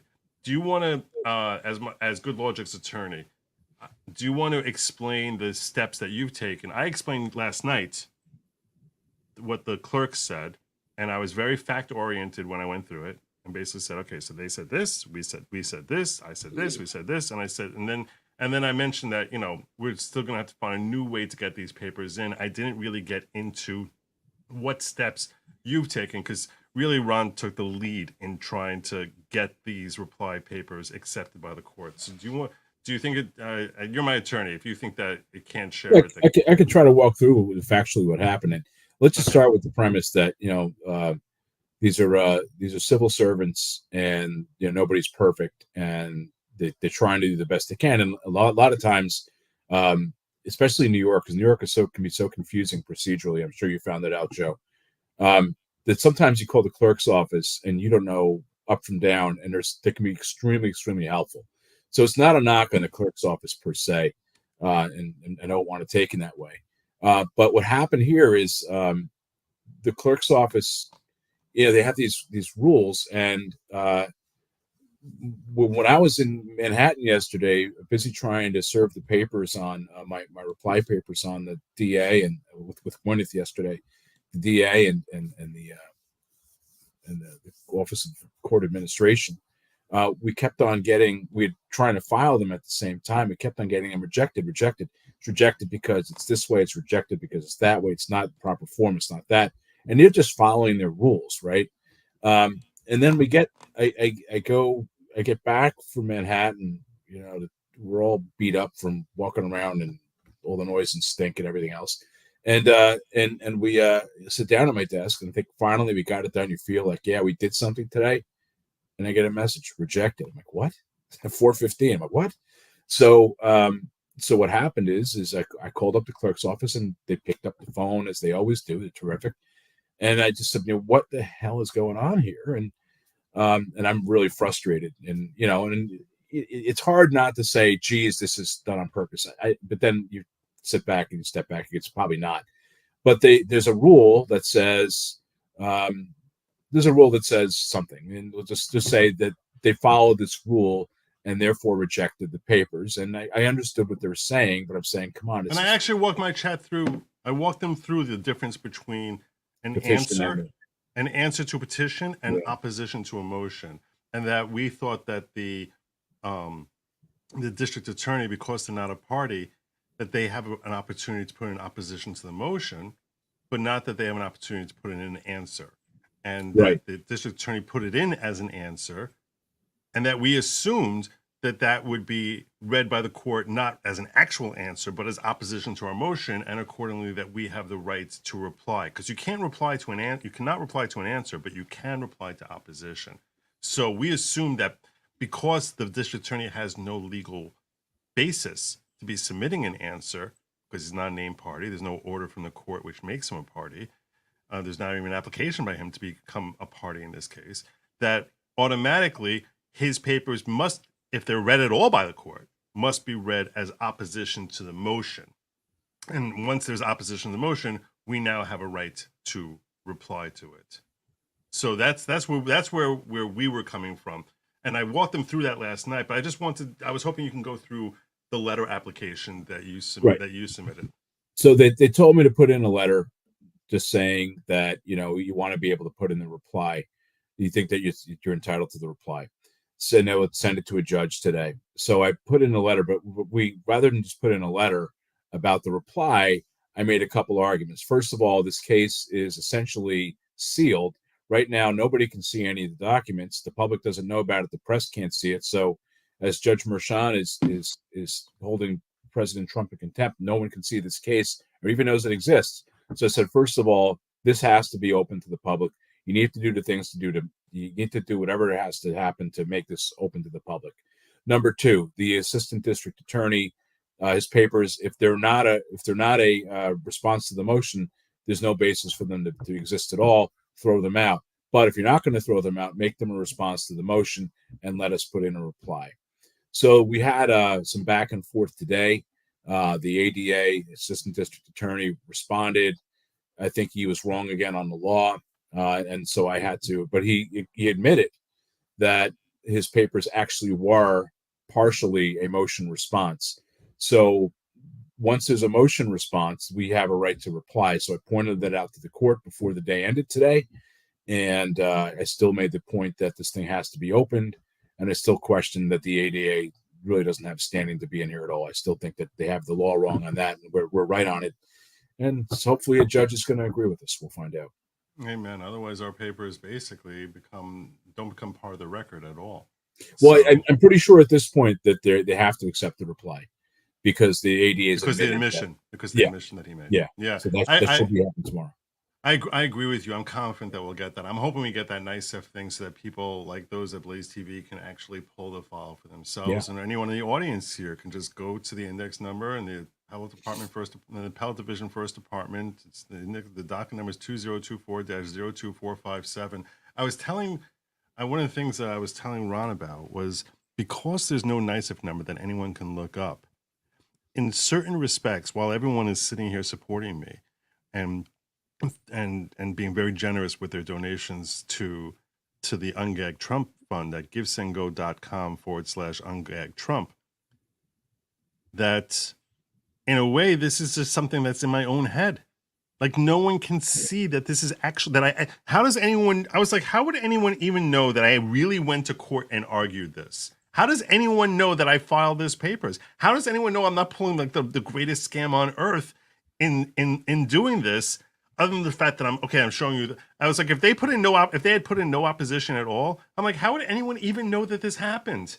And that it feels so frustrating that I'm busting my tail here, and it feels as if there's so much effort to silence it so that no one even knows that this Right. happened, and that it's like, okay, my audience takes my word for it, but I'm like, no, this really happened. This is not my own figment of my imagination that I filed these papers. I'm like, I really filed these papers. You see these emails I'm getting Wait, here, and I'm trying. I have nothing. I have nothing that says I filed a paper.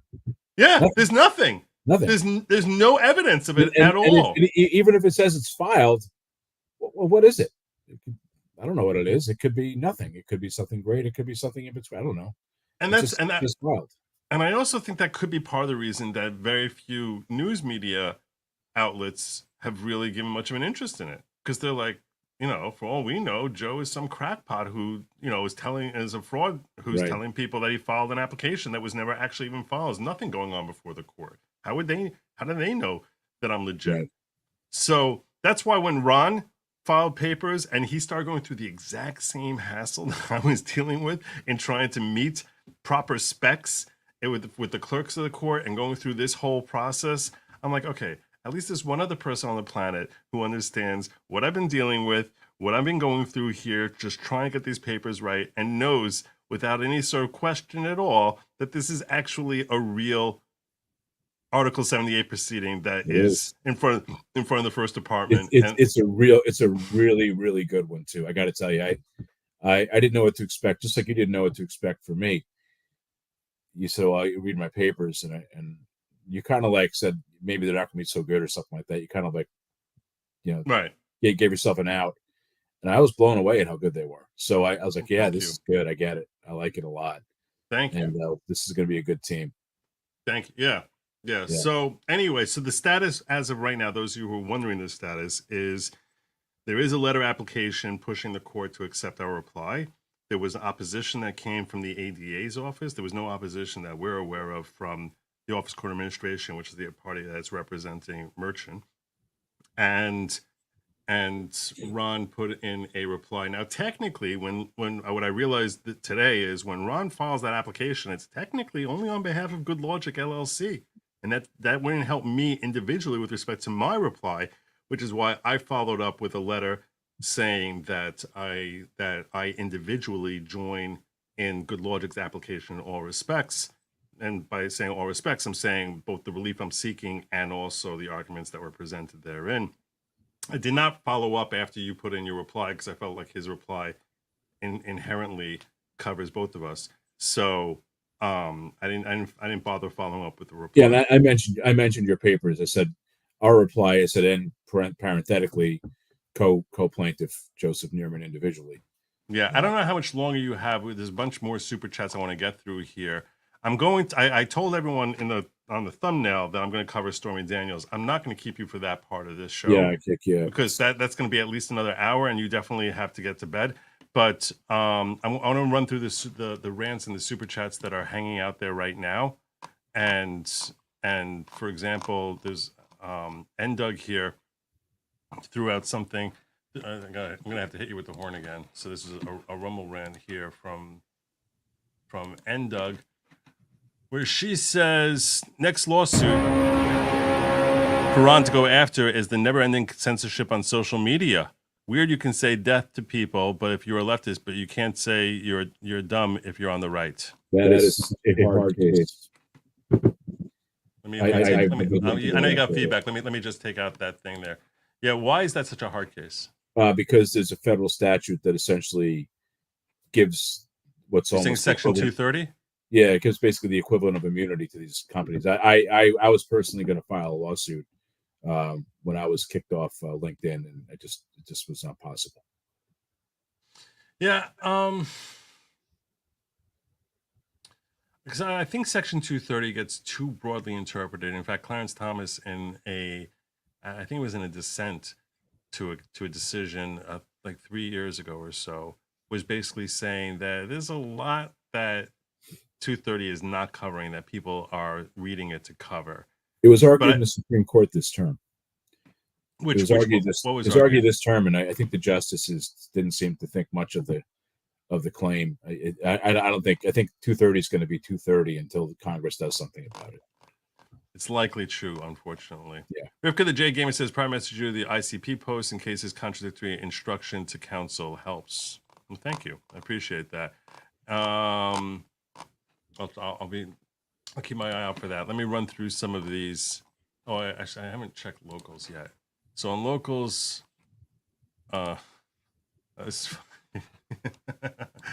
gonna kick out of this.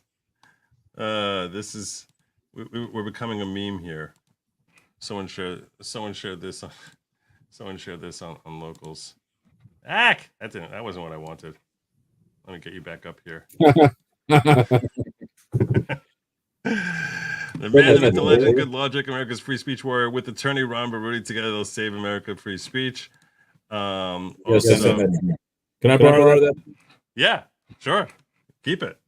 Also, Grifty, what else I got going on here? It says, Faith says, I let Steve Baker, Blaze TV, know about your case. See my DM. I will to you on X. I look for he responded in a thread. Hope you can connect and get info out to the platform. He's a good guy, truth seeker. Well, thank you. I don't know why I didn't see that at all. Maybe she tried sending it and they didn't let her send it. I don't know how that, but this was what was shared here with me on locals. So that was what Faith's saying.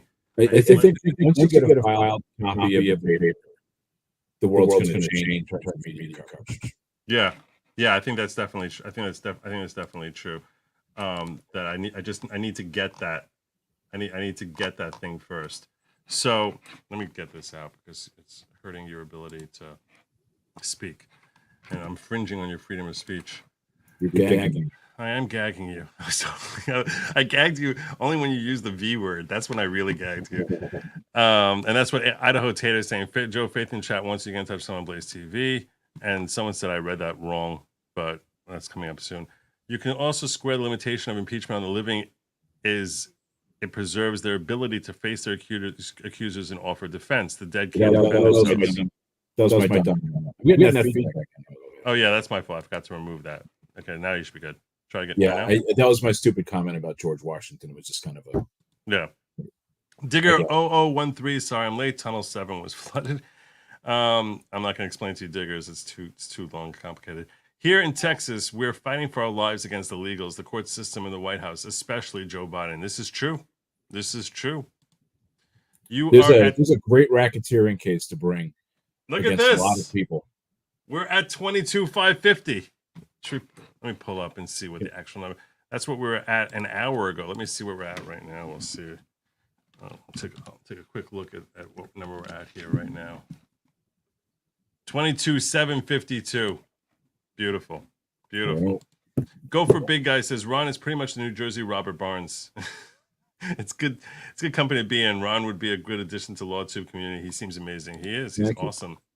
Ellie Fant says PSA, food for thought, free speech covers the speech that you do not want to hear. Your speech is someone else's speech they do not want to hear. This is true.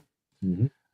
Also, Ellie says you take other free speech, you're taking yours away. By the way, Ellie Fan donated donated 500 to our Give Send Go. Wow, thank you, Ellie. Yeah. American Dreamer, have you seen Trump's filing to ungag? I've not seen his filing yet. Have you seen his filing? No, I don't know. I think there may be the same issue if he's filed anything that it's de facto sealed, like we have. Right. It could be. It could be that they're throwing it in drop boxes like we are. Right. Reformed Convict says, "This is my third cult. It's way better. No butt stuff." Not a cult. Type of cult. Work sounds gay. And stream is yellow. There you go. I'm not even going to challenge it this time because I'm just afraid that if I challenge it, they're going to see stuff they don't want to see and get mad at me. I know my super chats are somewhat volcanic. Instead of being critical of a certain bastion of New York ethics, I can talk about how public employees shouldn't be allowed to vote instead. Kidding. Thank you so much. I appreciate you doing everything you can to just tug my stream completely yellow. Don't take that phrasing out of context. So, so Happy Barnes isn't out in the wild by himself. Thank you, Ron. There you go. He also covers a lot of constitutional issues the way you do. Is he a practicing attorney? Yeah, he's a practicing attorney. Who he told me that you were trying to reach out to me. Yeah, I've heard the name. I'm sorry, Robert Barnes, if you're watching. We should have a chat sometime. There are a lot of people out there, you know. Yeah, he works with Viva Fry, whose channel is like 5 times my size. So the two of them share a locals together called vivabarnes.locals.com. And yeah, but he's a really good guy, really smart guy, and just a lot of the bravado. There's a sense of bravado. You also both, you have a way of coming across as being larger than life. So I just lost a lot of weight, so I take offense. I was trying to figure out how to word that. I was trying to figure out how to say that. Treat your lawyer properly, Joe. How much the legal fund for a shot? Oh, you shouldn't be depending on me drinking to give to this legal fund. Come on, you're standing up for America. You need to take a drink in order to get more than a shot. Let's Go Brandon is asking this because a couple summers ago, we went through a period together, he and I, where we were dancing on a nightly basis. That I told him if he wants me to drink, he has to pay me $200 a shot, and he was buying in excess of 10 shots a night, like 15 shots, like he was just, and yeah, so that's why he's asking me. Damage to your show. That essentially at a certain point I said, he only meant to support the show. He's awesome. But I just realized that the overall image that I'm presenting just wasn't what I wanted to present. So I called it quits. But yeah, he was great. But every once in a while he'll buy me a shot, and so he's asking me how much I'm going to charge to take a shot here. I can't come up with a number. Let's go. Come on, this is your thing. This is free speech. I'll tell you this much. You want to give 200 to the thing for a shot? I'll do that. Okay, but I'm not going to be doing like 10 of them. That I'm certainly not doing. Joe, you read that wrong. Faith has conversed with someone on Blaze TV. They're interested in your suit. Faith from chat. Yeah, we got that. I knew that I'd seen this chat at some point.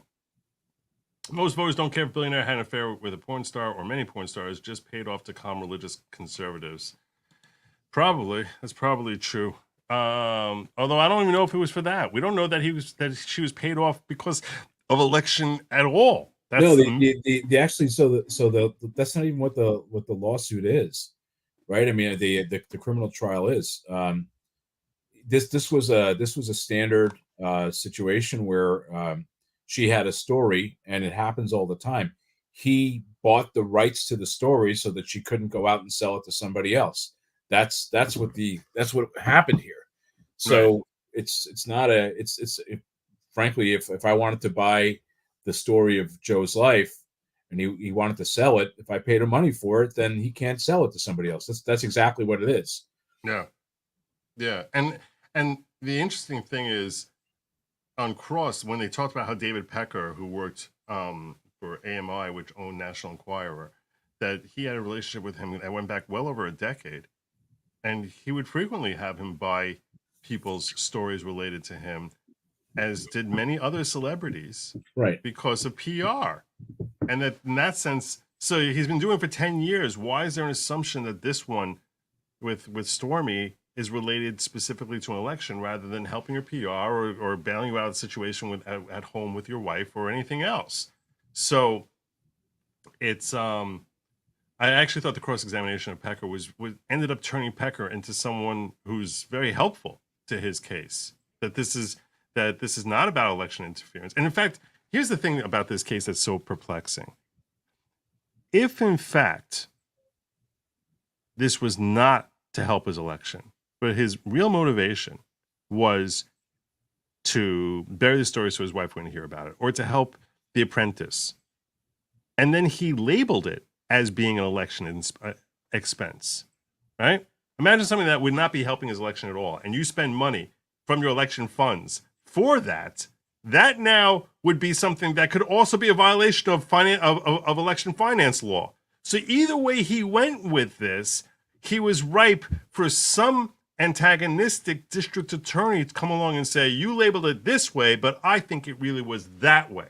And that's part of the problem that I have with this entire.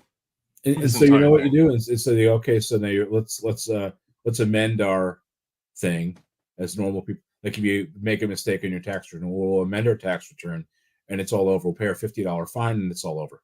Yeah. But no, he's being faced with 17 criminal charges that are outrageous. 34. 34. 34. Yeah, I'm only half right. Yeah. Kathy, let me. I'm going to skip on the bell from here until Ron leaves. Kathy says, "You men are giving me hope. We're not alone. Thank you." She also says, "Can you appeal since they haven't moved this forward?" Well, it's a little early to appeal at this stage.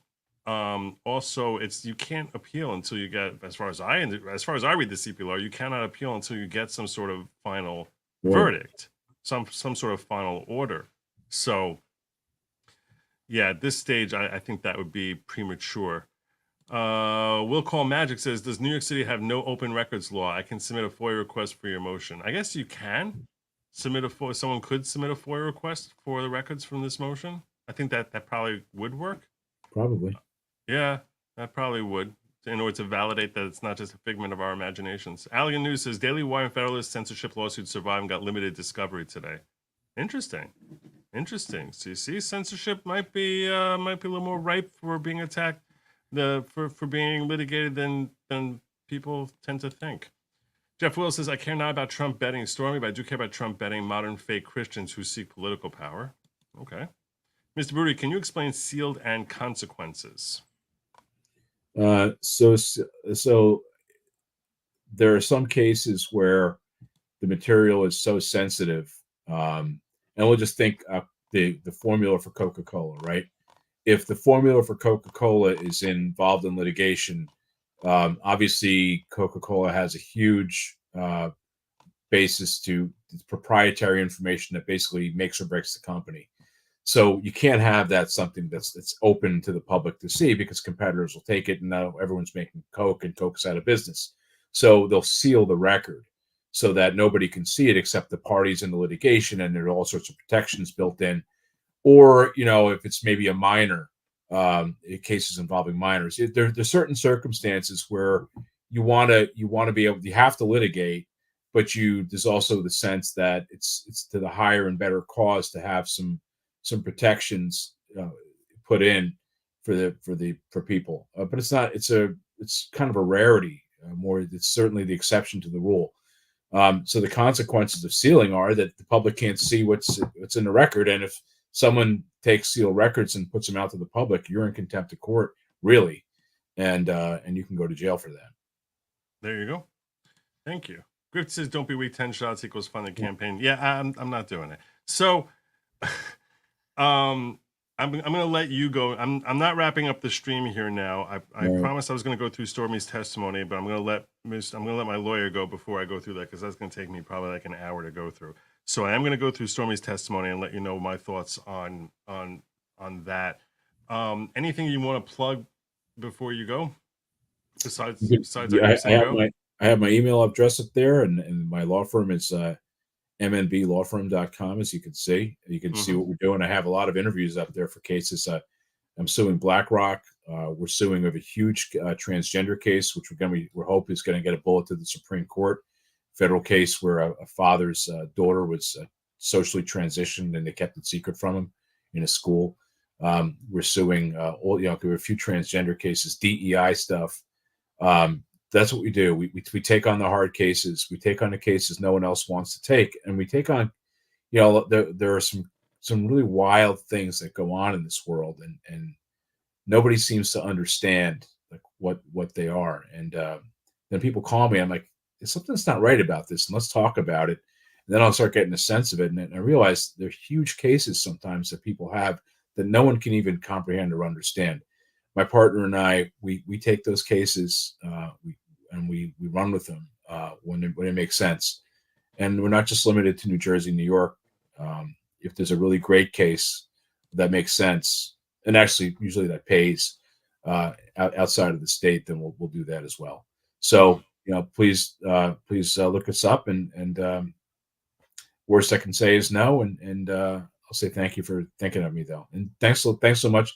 I really enjoyed this. I think the audience is great, and you were phenomenal. I'm gonna have you back on here, and I you. want you to know, and my audience to know, in case you need Ron's legal services, that since I've retained him, and I intend to continue doing this, in the description down below, you'll see a link to Ron's law firm. If you're dealing with some sort of constitutional issue or some sort of injustice, really of any kind, don't hesitate to reach out to Ron or the rest of his fine staff over at mnblawfirm.com, and I'm sure that they'll give you analysis as to what, if any, help they're able to provide you. And I highly recommend them. Everything I've seen from them so far seems that they're not just based, but they happen to be badass attorneys. So Murray Nolan is badass too. Like, she got arrested because she was not going to mask herself and let these people tell her that she can't protest. And she's been protesting for 8 months, and she put her liberty on the line. And she's just awesome. She's great, and we're just really, I think we're a great team. And we're the best attorneys in the country. Okay, there you go. There you go. And they happen to be Good Lawgic LLC's attorneys. Right. So, and again, the Gibson Go is gibsongo.com/ungag Trump. You see it running on the screen on the little banner down below. It's pinned in the chat, and we're the only chat I'm able to pin it in is on YouTube. And I urge you, and I thank you for joining me. It was a pleasure hanging with you for a couple hours tonight, my friend. And I'll talk to you soon. Hopefully tomorrow we get good news from the court on our reply being accepted. All right. And if you have me on again next time, I'll have a tracksuit on. Okay. Thanks. I'll get one out to you. Take care, my brother. Have a good night. Bye. You got it.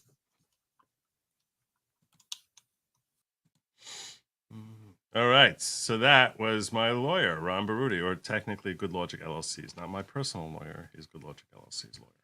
But yeah. So that was great. He's awesome. He's really. Oh, thank you so much, Kelly. You're awesome. So visual: Stormy comes out of the bathroom, find Trump posed in only his boxers on the bed. That was ridiculous. It's ridiculous how any of that got in. Ridiculous. Just absolutely ridiculous. All right. Let's get into Stormy Daniels and her testimony. Now, it didn't start with Stormy Daniels. And if you're here, while you're here, if you can just make sure that you can please make sure, whether you're on Rumble, whether you're on YouTube, doesn't matter. You can hit the subscribe button. That's the only way you're going to find me. And if you hit the bell notification, I think you have a better shot of YouTube not unsubscribing you from me, which they are wont to do. So, and if you're watching over on X, you can follow. That's something. So there you go. If you found me on X, which, believe it or not, a lot of people do watch me on X. Surprisingly, I didn't know that sharing to X would actually have the impact it has, but yeah, it's been pretty solid. All right, let me pull up here. I did have it here. Here it is, Inner City Press. All right, let's get into it. Let's do it. Add to the stage. I don't have to worry now. Now I can actually. I'm going to give one of these to Kathy, because I missed. I was tired of dealing with the audio issues that was giving Ron backfeed, so that's why. But that was for your pair of chats there, Kathy. All right, Inner City Press says Trump has arrived, blue suit and yellow tie. This time his lawyer, Susan Neschelis, sets up an elite counsel seat to his right. Apparently, she'd be doing the Stormy cross-examination today, but contempt motion or argument first. By the way, I'm really tempted to go to the court at like 5 a.m. on Thursday. I'm very, very tempted to go down there for that. Like, I'm really, really tempted. And I'll tell you right now, if someone in New York region is willing to hold my spot for me, I will be in court, because I want to watch the cross-examination of Stormy Daniels. I really want to watch that very badly. So, and I'll obviously share my thoughts on what we see from that cross-examination. A good cross-examination of a key witness, as we all saw in the Depp v. Heard trial, can really have a significant impact. So if I have to wake at 5 in the morning, that's gonna be difficult. I really have to wake at 4 in the morning. I don't know how I would do a show tomorrow. The court is closed tomorrow. They're resuming on Thursday. So catching the close of cross on Thursday is something that I'm very eager to see. If I can get a line holder, someone like maybe living in downtown New York who's willing to hold a spot for me, I'll definitely go. I'll definitely be there for that. If I can't get a line holder, I'm still going to try to go. So we'll see. All right, Inner City Press says Trump has arrived, blue suit, yellow tie. This time his lawyer, Susan Neschles, sets up in the lead counsel seat to his right. Apparently, she's doing a cross. All rise. Clerk, this is the people of the state of New York versus Donald Trump. Merchan, anything we need to discuss? Lawyer Neschles, we're informed that Stormy Daniels is the second witness today. We oppose any details of sexual acts. Don't worry, no details are going to come out at all. This is going to be very PG rate, nothing at all. You'll never hear anything. Other than just we had sex.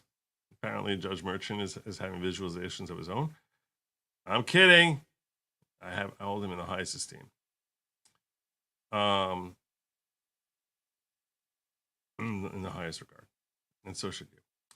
Prosecutor, Your Honor, only limited details as to Karen McDougal, not Stormy Daniels. The details are important. The Sex Act, only certain details are unnecessary. Why? Why are they important? Prosecutor Susan Hoffinger, we'll get into the conversation they had in the hotel and how the sexual act came about, how she felt about it. We will not get into genitalia. Trump lawyer Neschles, there's no need for this. This is a case about books and records. Merch says, this woman has credibility issues, so details are important.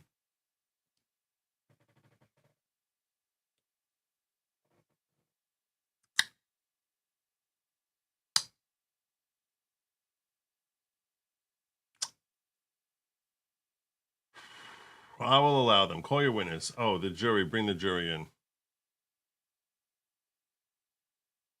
Good thing to bring them in first. That's a good idea. That's a wise move. Prosecutor, the people call Susan Franklin. Witness sworn and seated. Where do you work? Random House. I don't really want to spend much time on her testimony because no one really cares. What's the largest word on the cover? Trump. What percentage of the cover does it take up? 30%. On Trump, think like a billionaire. Maybe 25%. Okay. I don't really care about Franklin. I care about Stormy's testimony. Here's the redirect. All right. I'm going past this. We're getting into Stormy. More Franklin. Here we go. Okay. Finally, prosecutor, people call Stormy Daniels. Please tell me about your family. I was born in Baton Rouge, Louisiana.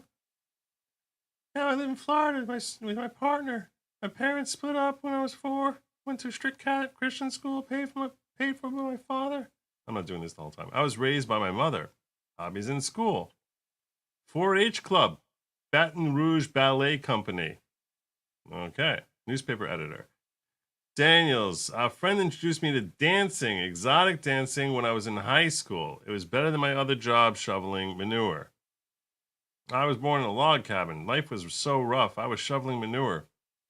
Why did you move out? My mother was neglectful, left me alone. She wasn't even an addict. Like so she was an addict, then that would be excusable? I don't know what's happening here. Okay. Do you do nude modeling? Yes. You have to have credentials or credits to be the star. I went on to pose to go on tour as a featured entertainer. I was 21. Did you work in the adult film industry? I was clothed extra. A famous adult director saw me and I got a contract. Do you write and direct adult films? There are some with dialogue. You see them on late night TV with the sex cut out. I have directed over 150 films, awards for screenplays. Very accomplished. Very accomplished woman, obviously. Highly accomplished. Have you been in films and TV? The 40-Year-Old Virgin, a TV show with Courtney Cox. And on a podcast, Beyond the Norm, female series killers, UFO, porn, politics. Did you discuss Mr. Trump? Yes. In 2009, did you explore running for Senate in Louisiana? Yes, laughs. There was draft Stormy campaign to oppose David Vitter in the Republican primary. He was anti-women, did some unsavory things. David Vitter never would debate me. Maybe because he didn't take you seriously and said I'm not debating a porn star. Possibly. That would make me look like a joke to debate a porn star, and no one's really taking your candidacy seriously. So maybe I love when people say he wouldn't debate me when like you have 9 people supporting you. Let's turn into Lake Tahoe in 2006. I was a golf course. I guess it was a golf course. Wicked sponsored a hole on the golf course. Yes, I'm aware that's funny. Did you meet Donald Trump? Yes, on the course. Wicked's owner introduced me as director. What did you know about Mr. Trump? I hadn't seen Celebrity Apprentice, but I remember him in cameos and wrestling. It's a big deal in Louisiana. Then what? He asked me about my films. I saw him talking with another gentleman. Do you see Mr. Trump in the courtroom? Can you identify him and an article of clothing? I think we're good on the identification, probably. There with the blue suit, take this thumb drive, People's 226, the golf room photo. He's in a red hat. Now I have here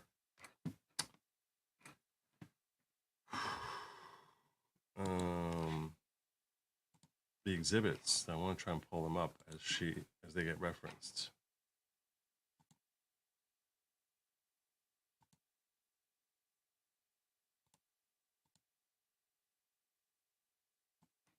So this is what we got.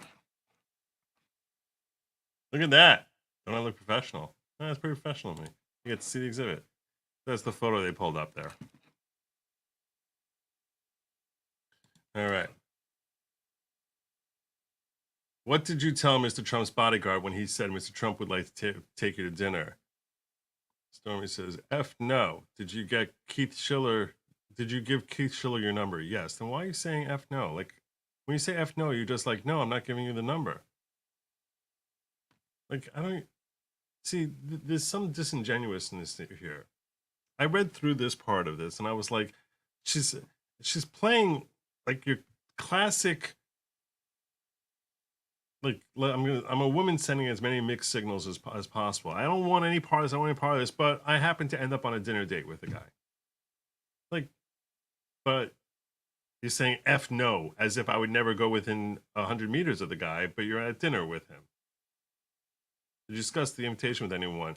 My media guy, Mike, I was supposed to go to a Wicked dinner. I wanted to avoid a cat fight and stuff. He told me you should go. It'll make a great story. What could possibly go wrong? I texted with Keith and arranged to go to Mr. Trump's hotel, Harrah's. And next, Keith told me to go up to the penthouse. Keith was at the door. He said, you look nice. What were your expectations? Dinner. Why? But didn't you just say F no? Then we have, I don't understand this. Why are you going up there for dinner and say when you're saying F no?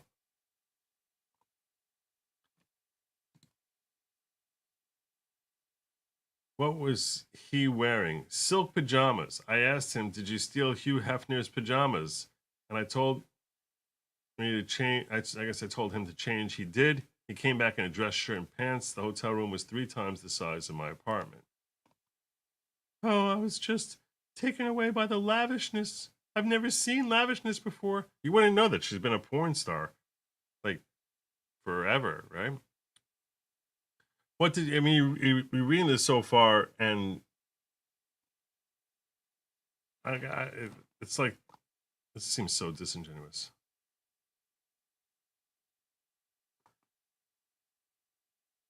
What was he wearing? What did you discuss? Stormy Daniels. I told him where I grew up. Do I have siblings? I do not. Did I have a boyfriend? Not at the time. You tell him about your hard childhood. Yes. Objection. Stricken. I'm not sure what they're objecting to. Maybe relevance as to what the hell is happening here. Why are we talking about all, like, going through the entire line by line of the conversation? So he asked about the adult film industry, whether we have unions, get residuals. Usually people ask about the sexy stuff. Wow, he sounds like such a perv asking about unions like that. Did he ask you if you've been tested? Yes. Wicked is a condom mandatory company. I'm allergic to latex. I asked him about wrestling because he knew Vince McMahon and he had a cameo where he had lost something. Just, Miss Daniels, could you slow down? He was supposed to get his head shaved if he lost, and I told him he wouldn't look good. He said, don't worry, it's all scripted.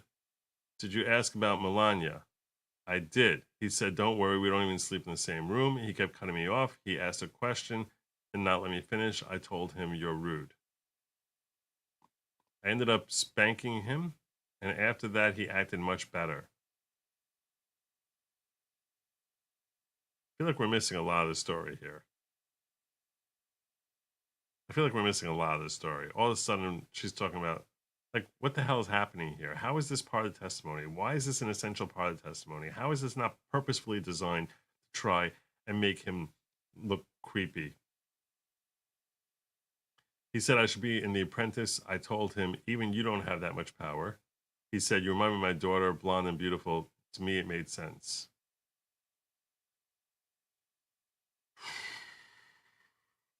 This is all just designed purposefully to get the jury to. This is designed just to embarrass him. There's no other. How is this related to bookkeeping records? How is any of this related to bookkeeping records? What did he say about The Apprentice? That he could tell me the challenge. He couldn't let me win, but at least not lose right at the beginning. I want to direct some non-adult films. They have big budgets and better catering. Did you call another friend? Yes, a neighbor, Alana. I'd run into her. I knew she didn't believe where I was. I called her and put her on speaker. He said, hello? Hello, why don't you come over and hang out with us? She didn't call back. At some point, did you use the restroom? Justice Merchant says, let's take a break. If you like and can support, paypal.com, PayPal me /Matthew Lee. I think that's what it is. Matthew Lee CP. And you should, because the guy's awesome. Let me pause and catch up on some super chats. Let's go. Brandon says, assume the missionary position, check the GSG. Stop touching those shots. What did you do? What did you do?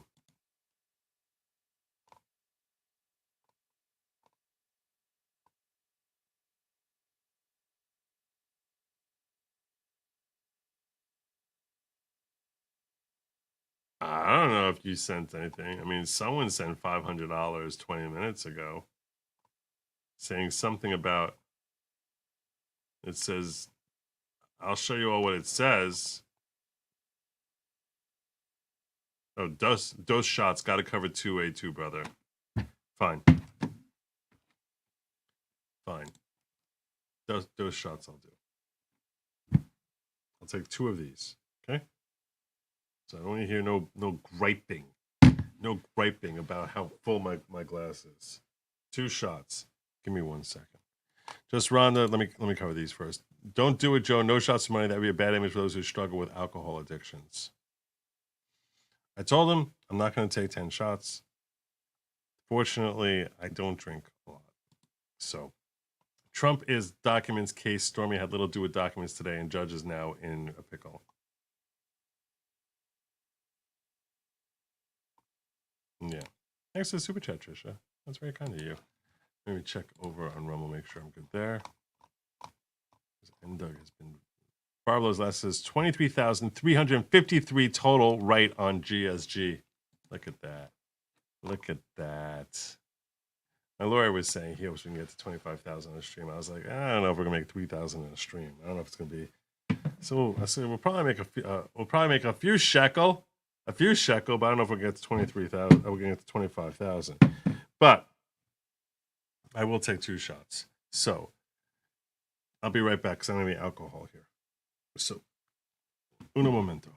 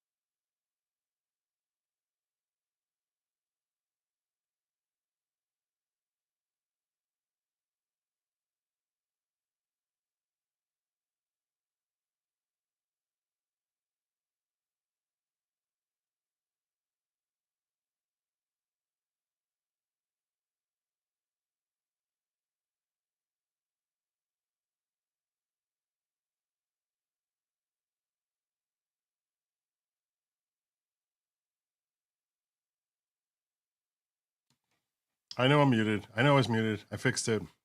What I was saying is that was one shot. I'll take the second shot shortly. In the past, when you're buying me shots, that money was coming to me. This one, we're a long way away from me getting even a penny of this. So I'm taking it for the team because I believe in the cause. So that's why I'm taking these 2 shots for you. All right. Do you need to use restroom? I was instructed by Mr. Trump to go through the bedroom to the facilities. It was leather-looking toiletry bag on the counter. What was in it? I looked Old Spice. This is really crazy level detail. I think they did that purposefully to try to give her credibility that this happened.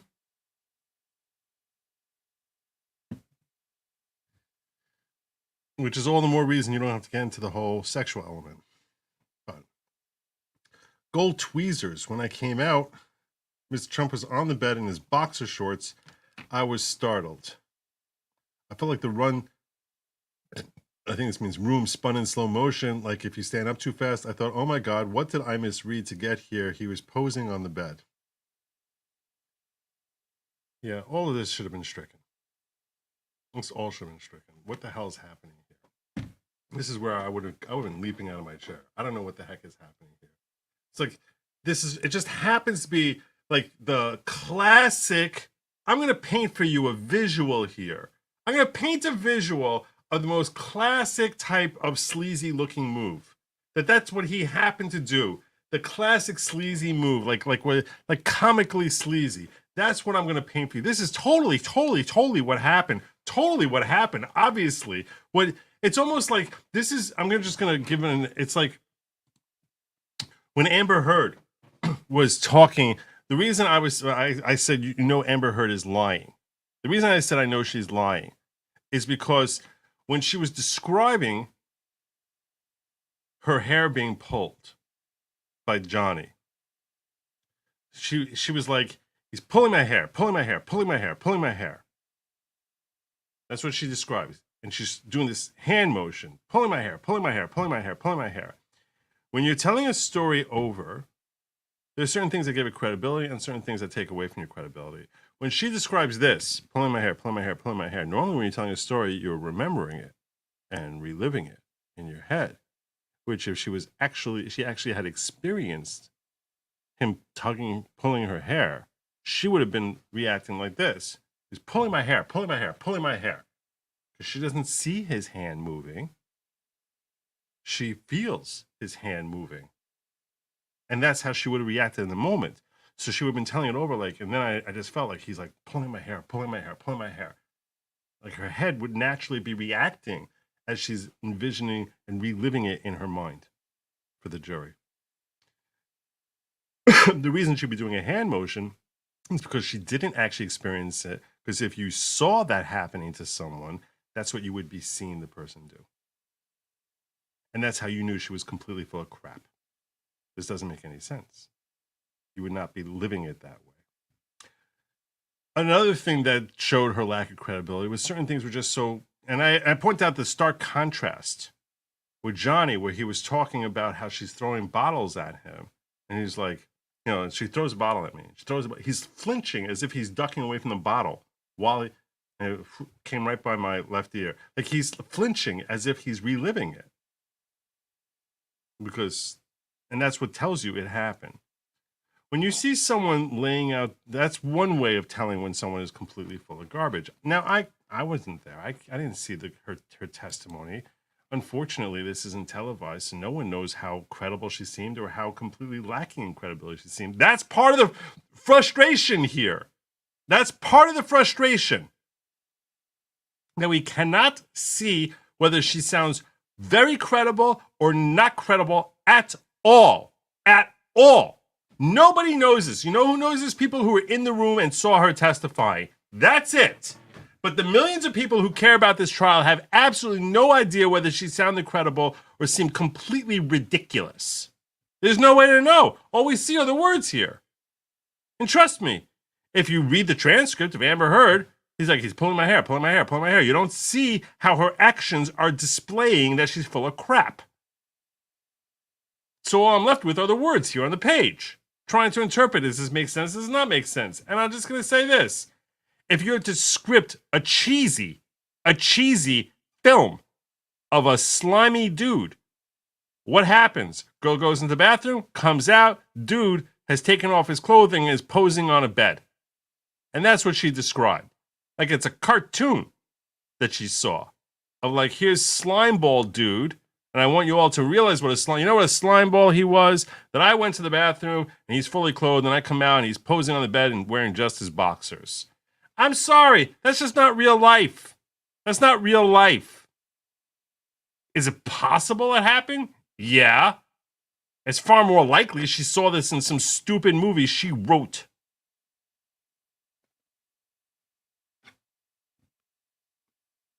In her accomplished career as a director. Ridiculous. I'm very sure he was on the bed. Yeah, he's posing on the bed. It wasn't just on the bed. He's posing on the bed. Of course. Lots of dudes do that. Lots of dudes in their 60s and 70s just pose on a bed. Because he probably figured this is how the term posed is where I'm like, okay, I call complete BS on the entire story now. I call complete BS on the entire story. Because if you're Donald Trump, you know the reason people are coming to the reason that someone like Stormy Daniels, who likely can get lots of men much closer in age to her, that the reason that they're engaging you is because of your prestige and your power and your money. When you flaunt, that's what you would be flaunting, not your body. And that's why I say this is hot garbage. It's a lie. It's complete fallacy that she's trying to play into what the stereotype is. And I'll tell you right now, in my personal opinion, I wasn't there and I didn't even see her testimony. This description that she gives of him posing on the bed, assuming that Matthew Lee got this correct, which is a weird thing to put in, and be incorrect about it. So I'm fairly certain he probably got it right. I haven't seen the actual transcript. Fairly certain he got it right. This is not what happened. Because a 60-year-old man who's got a body build like he does, wouldn't be posing. Because they know that that's not what's sexually alluring. You know what's sexually alluring if you're a 60-year-old wealthy rich guy? What's sexually alluring is your money. And you would be using your money to try and bed her. That's what you'd be using. You wouldn't be sitting there trying to find, let me find sexy pose because for this 30-year-old to be attracted to my 65, 75-year-old body. It's a joke. This doesn't make any sense. This did not happen. That's how you know it's complete crap.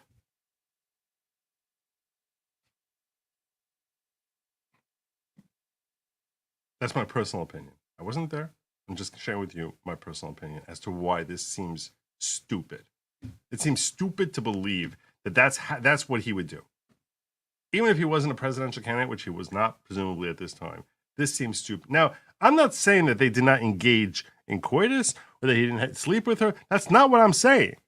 That's not what I'm saying. What I'm saying, it's very possible he did. If not, perhaps likely that he did. He probably did. If you ask me my personal opinion, gun to my head, as far as if I was instantly blessed with omniscience, which, by the way, everyone thinks that's a blessing. It'd probably be terrible, but it probably would all be awful to instantaneously all of a sudden be granted omniscience. But if you had that God level knowledge of omniscience and could actually look back in time and see what actually transpired and learn what happened, I would not be remotely surprised to learn that he engaged in a sexual relationship with Stormy Daniels. I simply do not believe it happened this way. I don't believe for a second that happened this way. I think it's probably likely that he did engage in a sexual relationship with her. That's my personal opinion. I just think that this cheesy storytelling method of how everything unfolded is crap. And it's far more likely, if anything, that she actually perhaps engaged him. It's equally likely to him engaging her. Equally likely, if not more likely, that she engaged him. But that's not a story you tell. That's not what you would tell a jury here. Instead, you tell some stupid, obviously concocted story of how all of a sudden this guy who's overweight is stripping off his clothing and trying to flash his body at her. Like, what a joke. What a joke. Instead of flaunting his money at her. I don't even know how rich people flaunt their money, but I'm sure they know how. I'm sure someone like him who spent his whole life with money knows how.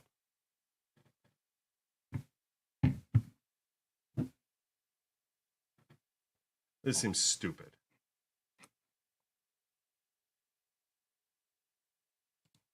She was crappy looking through a shaving kit? Maybe, I don't know. Someone needs to research to see if this is one of her movie scripts. 1, 2, 3, not it. She testified she's written porn screenplays. I know. Trump gets extra day to prepare. This will be spicy. This is true. This is why I really want to watch The Cross. I really want to watch that Cross. Just like, how am I going to wake up at 5 in the morning? Oh, my God. And for this, it might have to show up at 4 in the morning to make sure I get a spot. I want to be in the courtroom. I don't want to be showing up at... You show up at 6 o'clock, you're not getting in the courtroom. There's like only like 20 spots that are getting in the courtroom. I really need to show up at 4 in the morning. I want to guarantee a spot in the courtroom. I really need someone to step up. Someone's got to step up for me. Somebody out there. Somebody.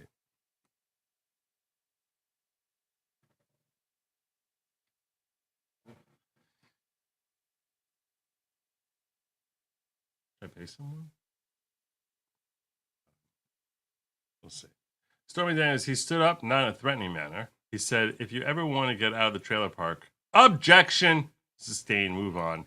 What next? I felt drugged. Objection, overruled. What? You now was thinking that he drugged her? Sidebar defense table. Trump speaks with Beau, who again moves to far seat with when Blanche returns from sidebar and whispers to Trump. The objection is sustained. You were not drugged, right? Prosecutor says, he didn't drug you. Let's not make it like he's Bill Cosby now. All of a sudden, we're going to change the story. Brand new, all of a sudden, he's freaking Bill Cosby and he's giving date rape drugs to Stormy Daniels. There was a power imbalance. I felt drugged. Like, this is the language she chooses. That charged language of I felt drugged. Why are you picking that language, Stormy? Now she's admitting, oh, I wasn't actually drugged. I felt drugged because of the power imbalance. Oh, yeah, right. Total power imbalance. Did you have sex with him on the bed? Missionary. Objection sustained. Why? It's a yes or no question. I was staring at the ceiling, wishing I was somewhere else. Sustained. Was he wearing a condom? No. He said, that was great. We should get together again soon, honey bunch. What did you say? Nothing. He didn't even give me his cell phone number. Why did you want his cell phone number? You make it sound as if you were a reluctant participant in this. Why would you say he didn't even give me his cell phone number? See, this is another indication that she's full of crap. What do you mean he didn't even get... It's almost like he didn't want to see you again, really. He was like, He didn't even give me his cell phone number. What's happening here? Who's initiating this? Like I said, do I think they engaged in coitus? Yes. I think it's at least 50-50 that she engaged it. And then he was like, all right.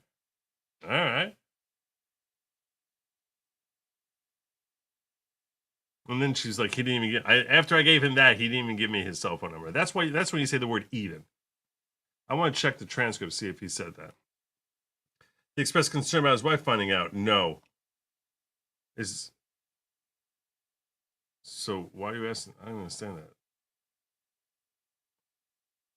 Did you tell people? Very few. I'm ashamed. I hadn't stopped it. What is stopped it? I didn't want people I was dating to find out. So you continued a relationship with him? Why? What's forcing you? What about this power imbalance? What, you have to do this? I don't understand any of this. None of this makes sense. Did you later remember some things? Yes, in the book. Objection, sustained approach. After sidebar, did you see him in Lake Tahoe again? Yes, in a nightclub there. Keith had called me and said Mr. Trump would be there. It would be in public, so I went. That's the only reason why she went, because it was in public. Why are you even letting him call you? Why are you just saying go to hell if it's so terrible? Oh my gosh, it's so terrible. I can't believe I have to keep doing this. I can't believe I have to keep coming back and having more sexual engagement with you. Like, what the heck? Who believes this? And you know who believes it? Idiots who are looking to find reasons to Rorschach test this testimony. That's who believes this. That's who believes this idiocy.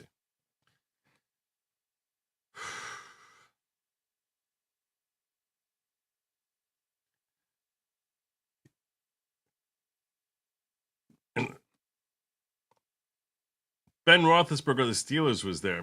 Mr. Trump called me his little friend Stormy, then said Ben would walk me to my room. Did he? Yes. How is this relevant? I don't know. Did you tell anyone then? Another Keith, my photographer. Would Mr. Trump then call you? Yes, I would put him on speaker. People heard him. Did he know he was on speakerphone? No. Oh, you're so clever. You're so clever. Why did you continue to take his calls? My publicist bragged. Oh, so you have to, because your publicist bragged, so now you have to engage in a sexual encounter that you don't want to engage in? Really? Really? That's a power imbalance? Tell me who's playing who here. Is Trump playing him or is she playing her? Is Trump playing her or is she playing him? So stupid. So stupid.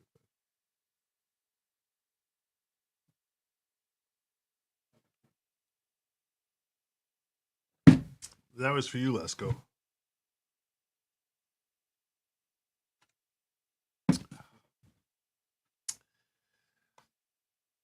The publicist was saying, I told you so. Justice Merchant, please just answer the questions. I wanted to be on The Apprentice. Oh! Oh! Oh! You wanted to be on The Apprentice. Oh! So that's why you're coming to him. Like I said, who's playing who? Who is playing who? She's playing him, or at least she thought she was. She's like, I want to be on Apprentice, so I'm going to keep doing this. Did Mr. Trump give you the number of his assistant? Yes, Rona, I put her on my phone. The show, now the former Stormy contract is shown. Did you go to the launch of Mr. Trump's vodka? Yes, he introduced me to Karen McDougal. Then he spent most of the time talking to my friend. We lied we were flying out of LAX on a girls' trip. Did you go to the Trump Tower? Yes. I was dancing in a club, so I invited him. It was a public place, so it was safer. See, this is... You're sleeping with him to get on The Apprentice. Stop talking about how it's safer. Oh my gosh, he's going to attack me. Oh, I need a place that's safe. Oh, I need a safe place. Oh my gosh, I need a safe place. Where can I be safe from Donald Trump? I need a place that's safe. Oh my gosh.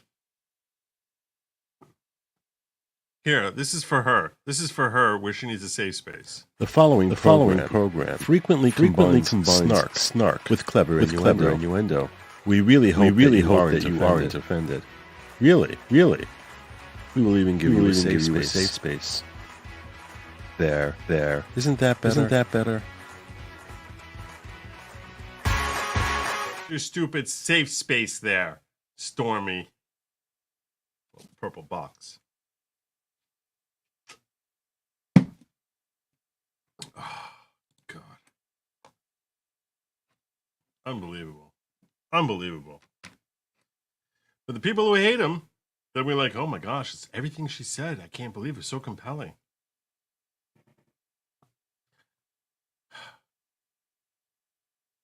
Did you go to Trump Tower?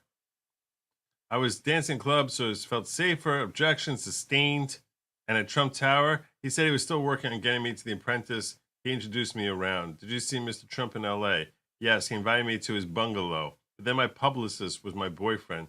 He drove me and waited outside. That was common. Mr. Trump was watching TV, a documentary about sharks. He kept making sexual advances. He touched my leg. He touched my leg. We had sex 47 times, and now he's touching my leg. I can't believe he's touching my leg. After I kept offering to have sex with him to get on The Apprentice, and now he's touching my leg.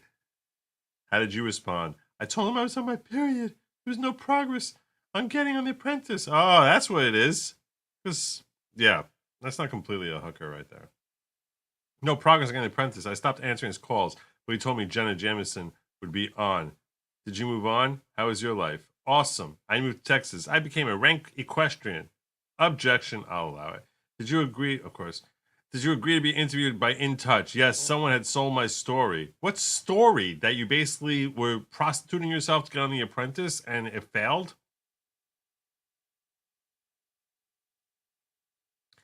Gina Rodriguez told me to take control and $15,000. How long was the interview? 10 to 20 minutes on the phone. They never ran the story. Do you know why? No. Judge, may we approach? Yes. After a sidebar, do you have an encounter with the parking lot in the parking lot in Vegas? A man approached me and told me to not keep telling my story about Trump. Did you tell your partner?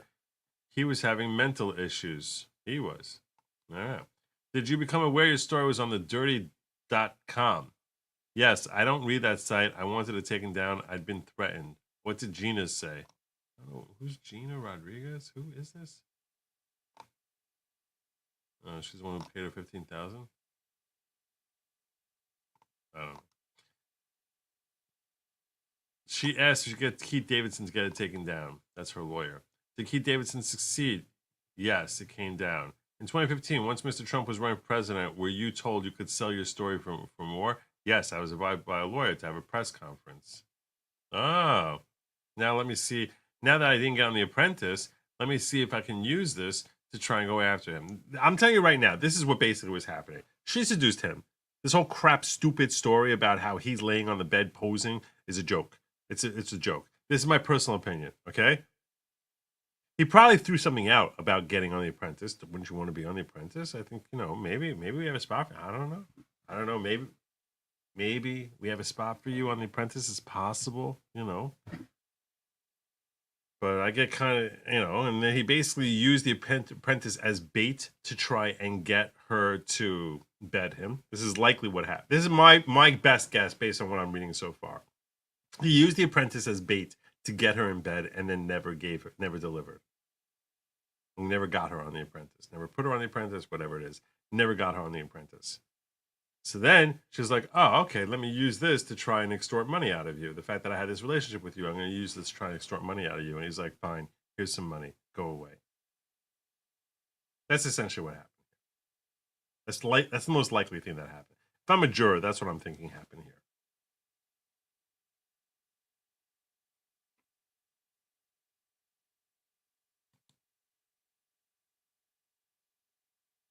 Did Keith Davidson succeed? Yes, came down. I was advised by a lawyer to have a press conference. Do you remember the Access Hollywood tape coming out?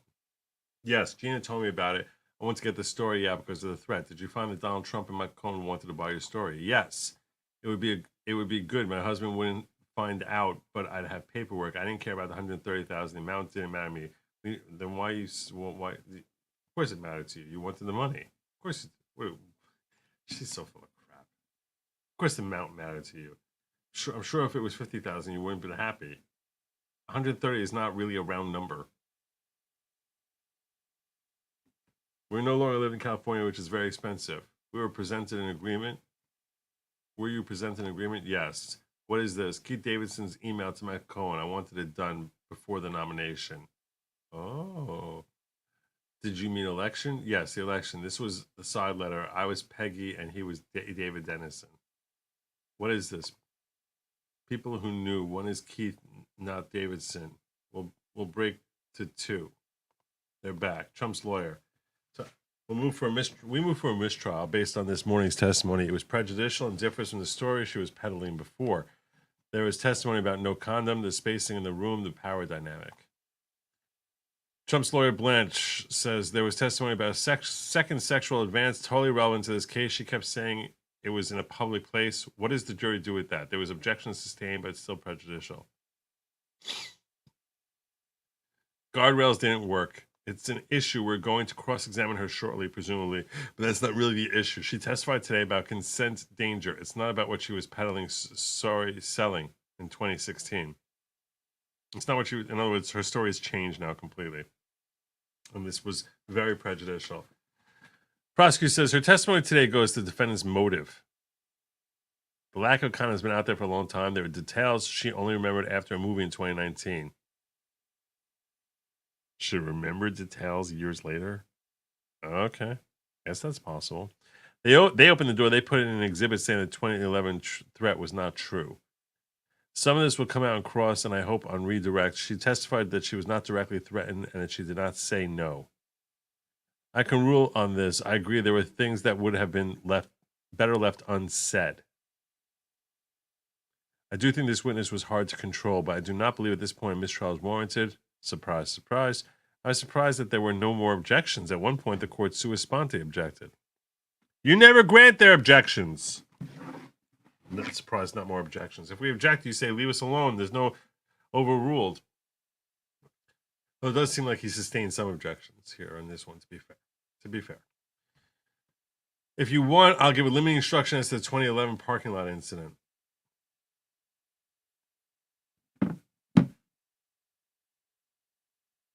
Susan Netchel says, we moved in advance. Merchant says, that's not accurate, Miss Netchel. It's why we didn't object all the time.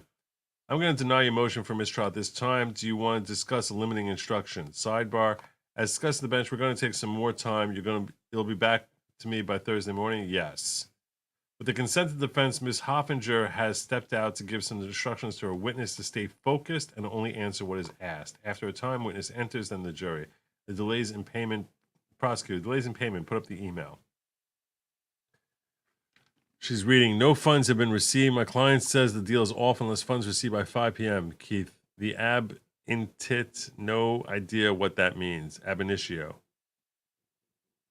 Ab initio is Latin from, meaning from the get-go, from the outset. That's a Latin term that attorneys use all the time. Usually they'll say something is considered void, ab initio, meaning that it's considered void as if it never happened. From void from the moment of its inception. So that's a very common Latin term, ab initio, that every practicing lawyer knows. It means from its initial moment. I spoke to Slate. They weren't going to pay me. This new agreement, did you sign it? Yes. And the side letter agreement, I signed on October 28, 2016. Did Keith Davidson take a few? And Gina, yes. Did the Wall Street Journal reach out to you? No. Why are you asking this question? Was Mr. Trump elected? Yes. How was your 2017? What? Great, my best ever. I got a horse riding award. My neighbors didn't know they lived next to Stormy Daniels' only mom. What's this? Keith D's denial. Probably Davidson. Was it cleverly misleading? Objection sustained. What the hell is the prosecutor even playing at here? Cleverly misleading. Did you see this story, this 2018 story? It outed me. It hurt my daughter, her father. Objection sustained. This is really. Were you scheduled to go on the Kimmel show? Yes, Gina bought me clothes. And Keith Davidson, he had another statement. I signed it as Stormy Daniels, but unlike any other time I signed, it was a tip-off to Kimmel. I don't really know what's happening in this part of the testimony. I'm not going to kid you. Michael Cohen was writing a book. It made me mad. He could talk about it, and I couldn't. Did Michael Cohen file a TRO against you? Yes. Did you hire Michael Avenatti? Yes. We canceled the NDA and got fees. Your book, Full Disclosure, does it describe both the encounter with Mr. Trump and incidents in your childhood? Yes. I later found out that Michael Avenatti had done some editing. Did Avenatti file a defamation case? Yes, but I hadn't agreed to it. I thought it was risky. Did Avenatti put out a sketch regarding the 2011 threat? And Mr. Trump tweeted, con job. Yes. Was Mr. Trump awarded legal fees? Yes. This is where he ends up getting a judgment against Stormy. Is Mr. Avenatti your lawyer now? No. He's in jail. No, he's in jail. Have you paid the legal fees? No, I don't have the money and I didn't think it was fair. Any relation to this case? No. Did you go on podcast with Michael Cohen? Yes, I want to hear him apologize, and he did. Then we did one with Michael Avenatti. Did you get $100,000 in a documentary? Yes. Now, Horseface Truth Shown 408A. Let's see if I can get this exhibit up for you guys so you can see 408A.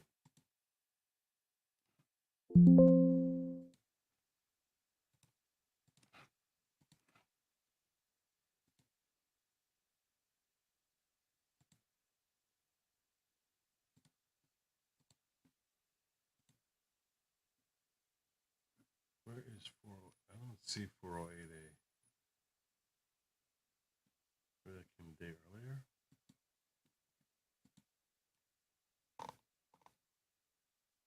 I'm struggling to find 408A. I'm not going to kid you. Oh, here it is.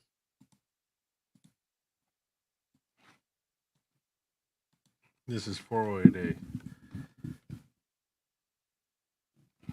What she said was, this is a true social. I did nothing wrong in the Horseface case. I see she showed up in New York.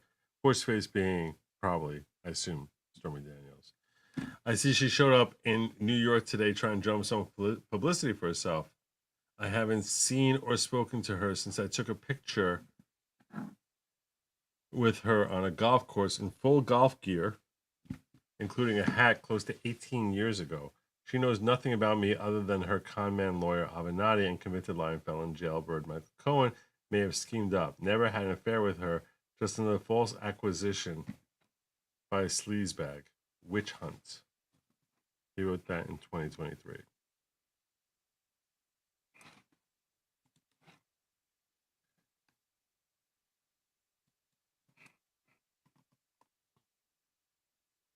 Jailbird Michael Cohen sleazebag. Has he called you a sleazebag before? Yes. And is the post false? It is. No further questions. Your witness. All right, let's start the cross here. I represent Trump's lawyer, Netchless. This is a common thing, by the way. Netchless is a woman. I don't remember her first name off the top of my head, but I think Susan. I'm not sure. It's a common thing when a woman is portraying herself as a victim, which Stormy Daniels clearly is. It's usually strategically healthy to have a woman cross, so it doesn't seem like it's less likely that it'll seem like she's being inappropriately bullied. For whatever reason, which I probably should speculate on, when a female attorney aggressively goes after a female witness, it does not seem like bullying the way it does when a man does it. And especially if there's any sort of sexual element to the testimony, as there clearly is here, the last thing you want to do is to have your attorney look like they're bullying of someone who's already been a victim. It sort of awakens a concept of like, oh, wow, now you're making them a victim again. So to avoid that, it makes sense that they use Susan Netchless. I think her name is Susan, but they use a woman, a female attorney, to cross-examine Stormy.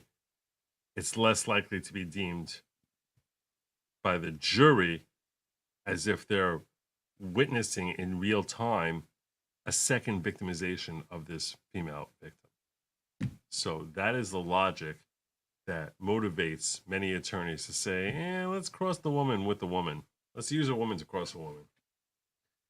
Because it just happens to be true that it's a healthier strategy.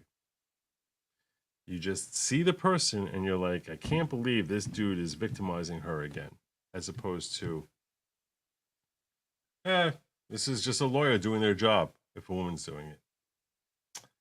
Trump lawyer Netchless. I represent President Trump. You met with prosecutors and rehearsed your testimony? I did rehearse. You pretended to be cross-examined, right? No.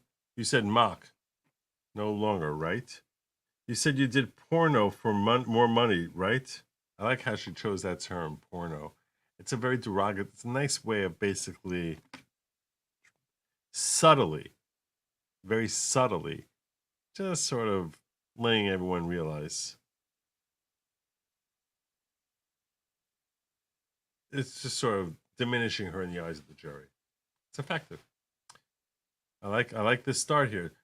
Stormy tries to deflect that, saying, "Don't we all? That's what we do here. You're doing porn as an attorney."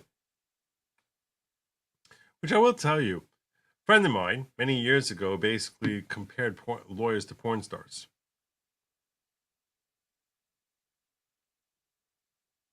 Said both of them get paid a lot of money to perform a service that's designed to make their client happy and give them relief. What's the difference?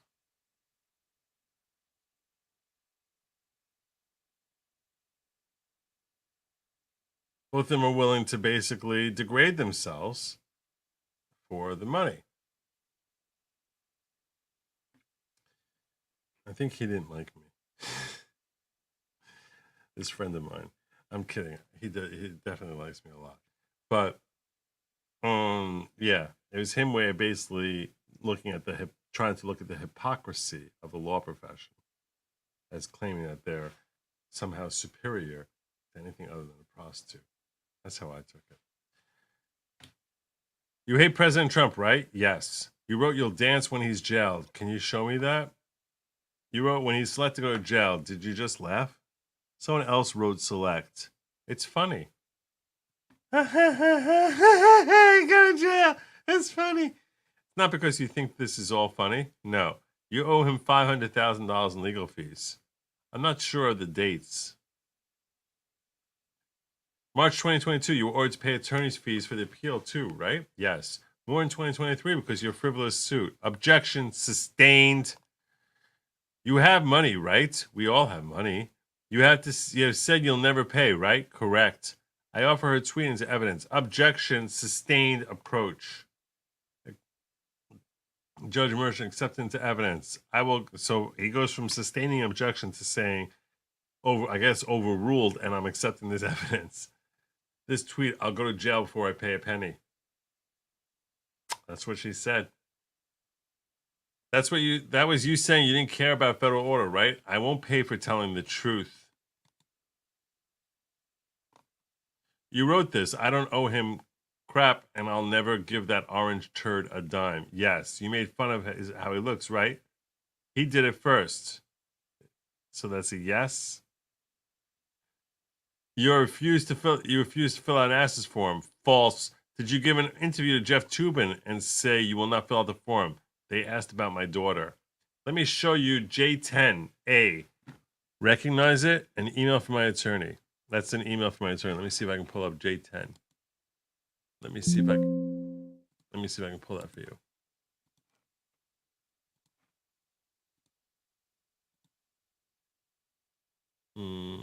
I don't see J10.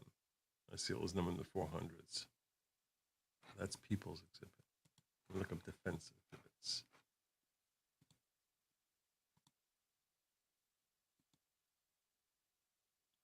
I don't see it.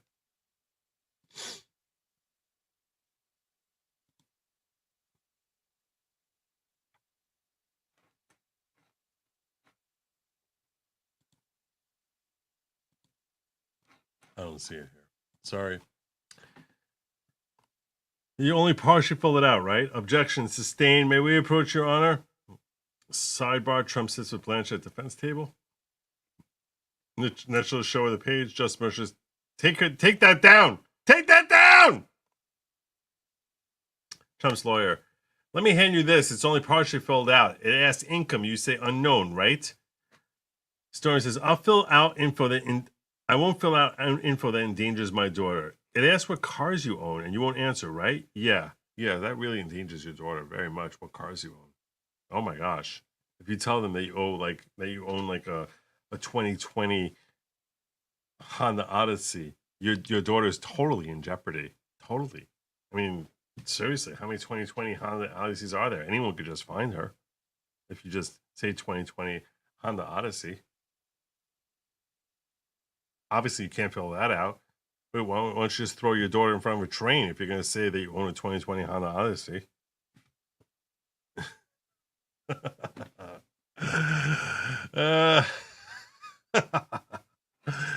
I'm just going to pause and say, if you're still here at this point, I've been going for like over 3 hours. If you're still here at this point, I would be much obliged if you sort of recognize the fact that, hey, I kind of like watching this dude and I want to find him again.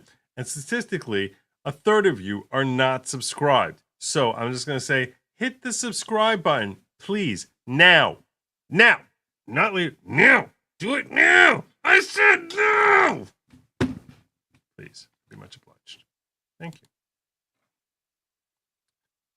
Oh, I should get rid of that, I guess, right? Okay. The cartoon is never wrong. Never wrong. Never, ever wrong.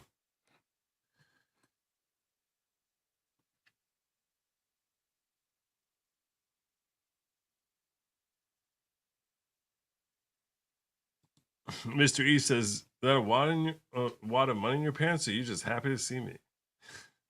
That's how rich folk get women in bed. No digits, but she still kept chasing him. Yep. She also admits to latex allergies, so I don't think she would want condom that he would have.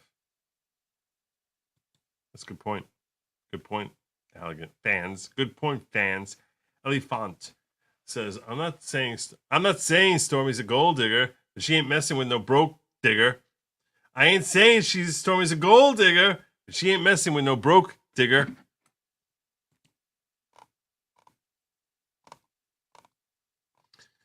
It's funny you say that.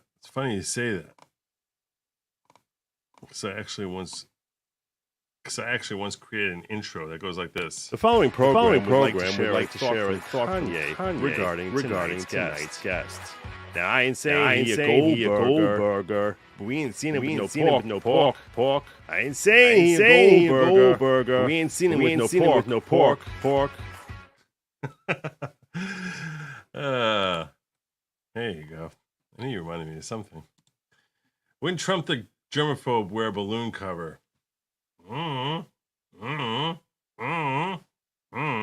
Now if she's allergic.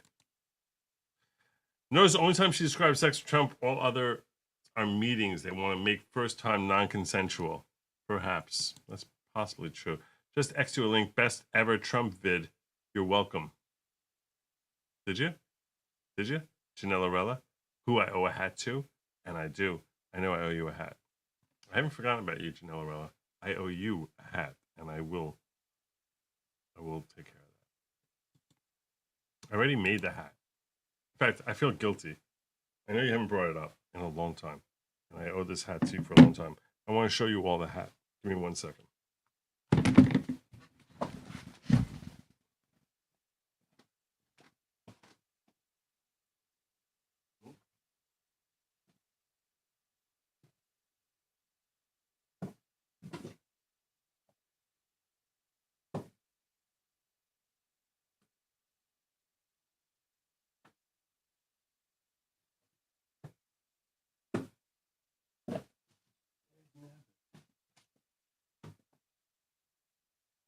What is it?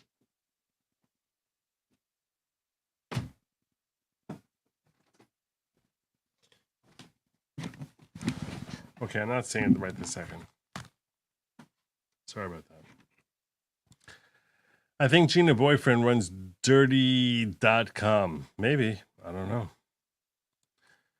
Male attorney just identified as female or for cross. That's not going to work. Everyone knows that's not going to work. People can pretend that they believe. Let me explain something to you. Okay? Let me explain something to you. All those folks who say him, identify as he, him, this is something that requires full screen for. All those folks who talk about like, oh, he, him, she, her, all that other stuff. Like, yeah, I'm not myself like that, but I'm willing. I want people to recognize I'm an ally. I'm a good person. I'm very virtuous, very, very virtuous. I'm really pretty much probably the most virtuous person you know because I'm an ally, even though that's not me, but I'm an ally. Kind of like Ginos, who like saying, I'm a Gino, but I love Palestine. So those, the reality is that folks know, even the ones who are sitting there claiming that they're big time allies, they all know the truth. They're like, all right, we all know that's a dude in a dress. We all know that, right? I mean, we know that. Every once in a while, I sort of gotta, no, okay, I'm in on the gag. I get it. I understand. It's a dude in a dress. So, yeah, if it's some dude, unless he's literally wearing a dress and talking falsetto, it's going to be looked at. It's going to be looked at as a dude who's abusing a woman. So, Joe, are you saying all of us should hit the subscribe button? Maybe just think about hitting the subscribe button. Remember, for 12 months, Squeezcar, 12 months. That's, in case those of you might not realize, this individual right here, Squeezcar, has been a member for 1 full freaking year. So, Squeezcar, God bless you. Thank you so very much.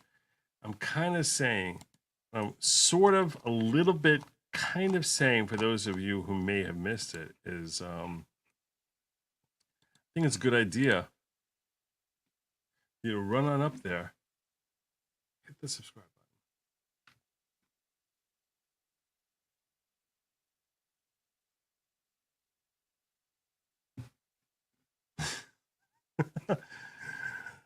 Look at him run.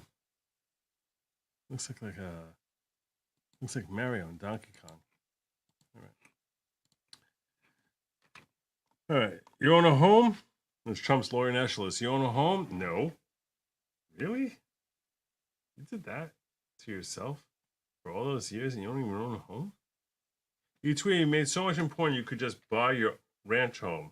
We didn't buy it. I would have to see the tweet.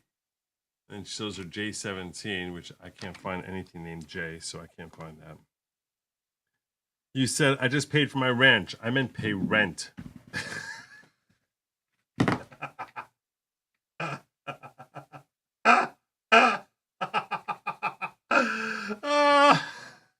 I'm not laughing at her poverty. I'm laughing at how fake and empty social media is. I just paid for my ranch. Oh, really? Yeah, I paid my rent. Like I said, look, I get it. I'm going to tell you this, okay? I want to be real with y'all. I'm going to tell you something.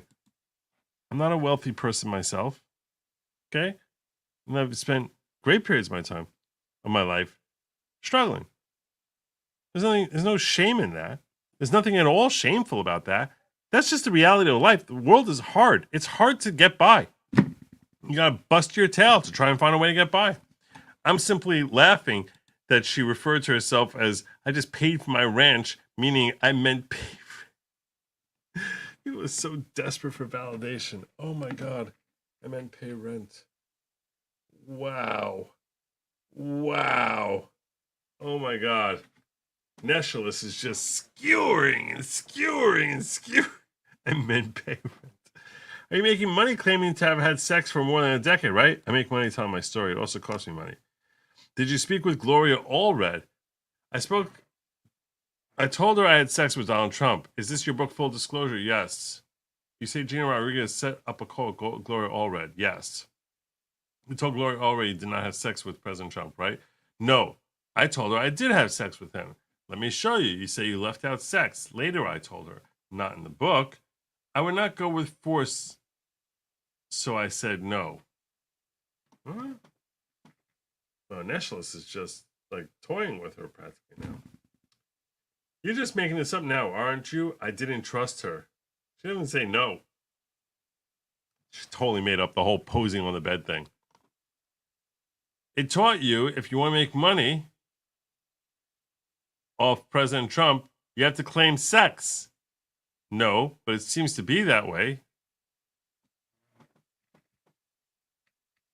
Oh my gosh. This witness is dying. Help me, I'm melting. Help me, I'm melting. Get her. When you spoke with In Touch, you were trying to sell your story, right? Yes. At the same time, you're telling In Touch you had sex with President Trump while threatening to sue the Dirty.com to take it down. The Dirty.com happened after the parking lot threat. Are you sure? You were saying it was BS while getting paid $15,000 to say it was true. I did Anderson Cooper and they didn't pay me anything. Anything! We'll get to that. The In Touch was a 22-page transcript in 15 minutes. After the threat, you went to exercise class. I went to the restroom there, waited for the next class. I was crying in the bathroom, but I said my daughter had a diaper blow up. This is the first time you said crying. All of a sudden now, you're trying to play victim here for the jury. Jury's watching you. All of a sudden now you're talking about like, oh, I was boo-hooing there. You never said that before. I did say she had a blowout. She gestures at the jury. I don't know what gesturing at the jury means. This could mean a lot of things. You didn't even tell the father of your baby, right? I didn't. You said nothing about this sexual relationship until 7 years later with your daughter in danger, right? You made up this threat to explain why you never said you had sex with President Trump, right? No, I said on a radio station in Tampa. You told Anderson Cooper you never said it before. I was scared. Both you and Matt Cohen hope to make money off President Trump, right? Objection, sustained. You commissioned a sketch of the threatener. Avenatti did. I didn't do it. Just my lawyer, my representative did. I didn't do it. My representative did it. Not me. Not me. Shall we take a break? Yes. And they're back. In E, you were quoted, the story is BS, but didn't you say vehemently denied to E hooking up with President Trump? I don't remember that. You're saying that where the article says you vehemently deny the story, that's false? Yes! You told the Dirty to take it down? I didn't do it. Keith did. He was Gina's lawyer. I authorized him to take it down. In 2011, the story wasn't worth much, but then it was worth more in 2016, right? When he's running for president. I set a free press conference, but you never held it. You said you were threatened if you spoke, so you spoke. New ball game. In this text, Gina said, I have Stormy Daniels. Please read Dylan Howard. Stormy Daniels denounced it previously. I didn't want to comment if I don't understand what they're talking about. She had sex with him. She wants $100,000. I authorized Gina Rodriguez to shop the story. I wanted to get the story out and make some money too. That's what this ultimately is all about. That's what this is all about. This is all about. That's all it's about. So there you go. And that is. We'll end. Justice Merchant says, we'll end here. And that's where we're going to end as well, my friends. And so, my friends, we come to the point in the night where I say to you, how the heck have you not yet subscribed to me? Seriously. Seriously. You've subscribed to so many people. It doesn't cost you any money. Doesn't harm you. Doesn't hurt anyone. You know what it does? It just inches me a little closer to 100,000. And let's point this out. I just want to point this out to you. Let me make one point to you if you're not yet subscribed. I know most of you are subscribed. I get that. If you're here on YouTube and you're not yet subscribed, I just want to point this out to you. I'm going to get to 100,000. By hook or by crook. Sooner rather than later, I'm going to hit 100,000. And who knows? I may end up hitting 200,000 or 3, maybe 5. I might even hit 1 million. Can you imagine if I have 1 million subscribers to this channel? 1 million. I might get to a terrain where people are like, oh my gosh, everyone knows who Joe Neerman Good Lawgic is. Obviously, how do you not know? I mean, this is the guy who there's a Supreme Court decision that's called the Good Lawgic standard as to where you're allowed to have a gag order, where you're able to even have a balancing test. We don't know. It definitely could happen. My lawyer thinks it's going to happen. Not my lawyer, obviously, Good Lawgic's lawyer. Would you not prefer to be able to tell your friends, I subbed to him when the dude was under 100,000? You think you know this guy? You followed him when he hit 500,000? I was following him when he was under 100,000. You can do that, but only for a limited time. Very limited time. It's a very limited window for you to act. You need to act quickly. Quickly. Now. You're going to forget otherwise. We all forget. I forget everything. I'm terribly forgetful. Probably like most people. So I urge you, just click the subscribe button. Like, subscribe, maybe share. Show some love. You don't have to send me money. Just like, share, subscribe. But definitely subscribe and hit the bell. Because if you don't, you'll say that you were following me, and the next thing you know, I'll be at 140,000, and you'll be like, oh my gosh, I'm not subscribed to this guy. And then you're going to claim that you were there when you're under 100, but how's anyone really going to know? So please make sure you hit the subscribe button right now. Right now. That's my show for tonight. I hope you enjoyed my review here of the Stormy Daniels testimony. I do hope to be in court on Thursday, covering the continuation of this cross-examination, which looks riveting. Susan Etchell seems like she's doing a great job so far. Not that I'm positive her name is Susan, but I'm pretty sure it is. So, but whoever this attorney is, Miss Netchelis, is doing a phenomenal job. I'm hoping to be there in person, watching her in the very same room. Hopefully someone hits me up and says, oh, Joe, I'll sit in there for you for a couple hours in the middle of the night so you can just take my spot. I'll tell you what, if you do it, I'll buy you a meal. If I do, I'll buy you lunch. I'll buy you lunch. There you go. I will. We'll be totally cool with that. I'll buy you lunch. Save a spot for me in line. I'll buy you lunch. I'll hang out with you for lunch. How's that not worth it to you? Totally worth it to you. Someone's got to be in the New York region and says, hey, you know what? For a lunch, I'll do that. One person. I only need one. First one. First one gets it. First one. All right. That's our show for tonight. I hope you enjoyed it. Thank you to Ron Berutti, Good Lawgic LLC's attorney. Phenomenal bass dude. Please make sure if you have any legal needs, you hook up with him. The website that you need to be checking out is givesendgo.com/ungagtrump. That's where you can show your support.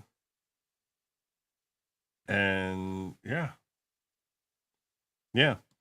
Janelle Rose says, not me, another of your French name girls. I don't have no French name girls. She paid for ranch out to her kids' trust she's using to shield her money from collections. NBC paid her for documenting to her kids' trust. Maybe. I don't know. I don't know the story. DOJ, DNC, the furious man with these litigations. Cities are not on fire on both coasts yet. Mind that word, yet. Mr. Entry required. I didn't even see that you had written that before I stressed it. You play a Trump video from Janelle Orella? What's the Trump video? I don't know what that is, Mr. E. Upgrade profile pic. How fab is this? It is awesome, Wistisha. It's awesome. Wistisha is the leader. She is the leader. She's awesome. Following the leader. Let me check out. Barb Lowe's last says 23,353 total. Wait, is there more? On Give Send Go, it's probably more by. It is more by now. That was a long time ago. And Doug says she's describing her porn video poses, not Trump. Nice. Nice. I'll give you one of these for that. That is almost certainly true.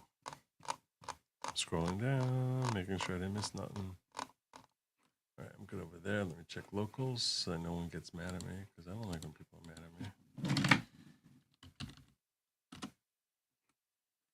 I don't know where that is, but I'm going to find.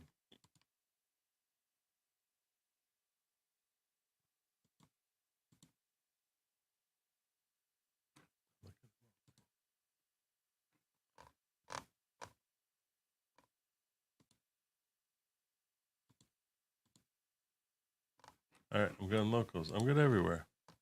No one can stop me. I covered everything. That's my show for tonight, my friends. I look to be back here tomorrow evening at 10 p.m. Until then, I thank you all for joining me. I'm telling you right now, if you're standing online for me on Thursday morning at 3:30 a.m. and making sure I get into that actual first place, like just getting in line there, you have to sort of stand at 111 Center Street. There's like a whole area there that people stand in line. If you're standing in line for me, I'm just going to point this out to you. You might feel like, my gosh, I'm staying here in line 3:30 in the morning, 4 o'clock in the morning. I'm so tired and I'm hungry. Oh my gosh, what's that on the floor? Maybe if I'm hungry, I should just, no, do not eat the bugs. Don't eat the bugs. The bugs are not good for you. You don't want the bugs. That's pretty much it. That's my advice to you. Do not eat the bugs. The only thing I say to you is look out for your loved ones, because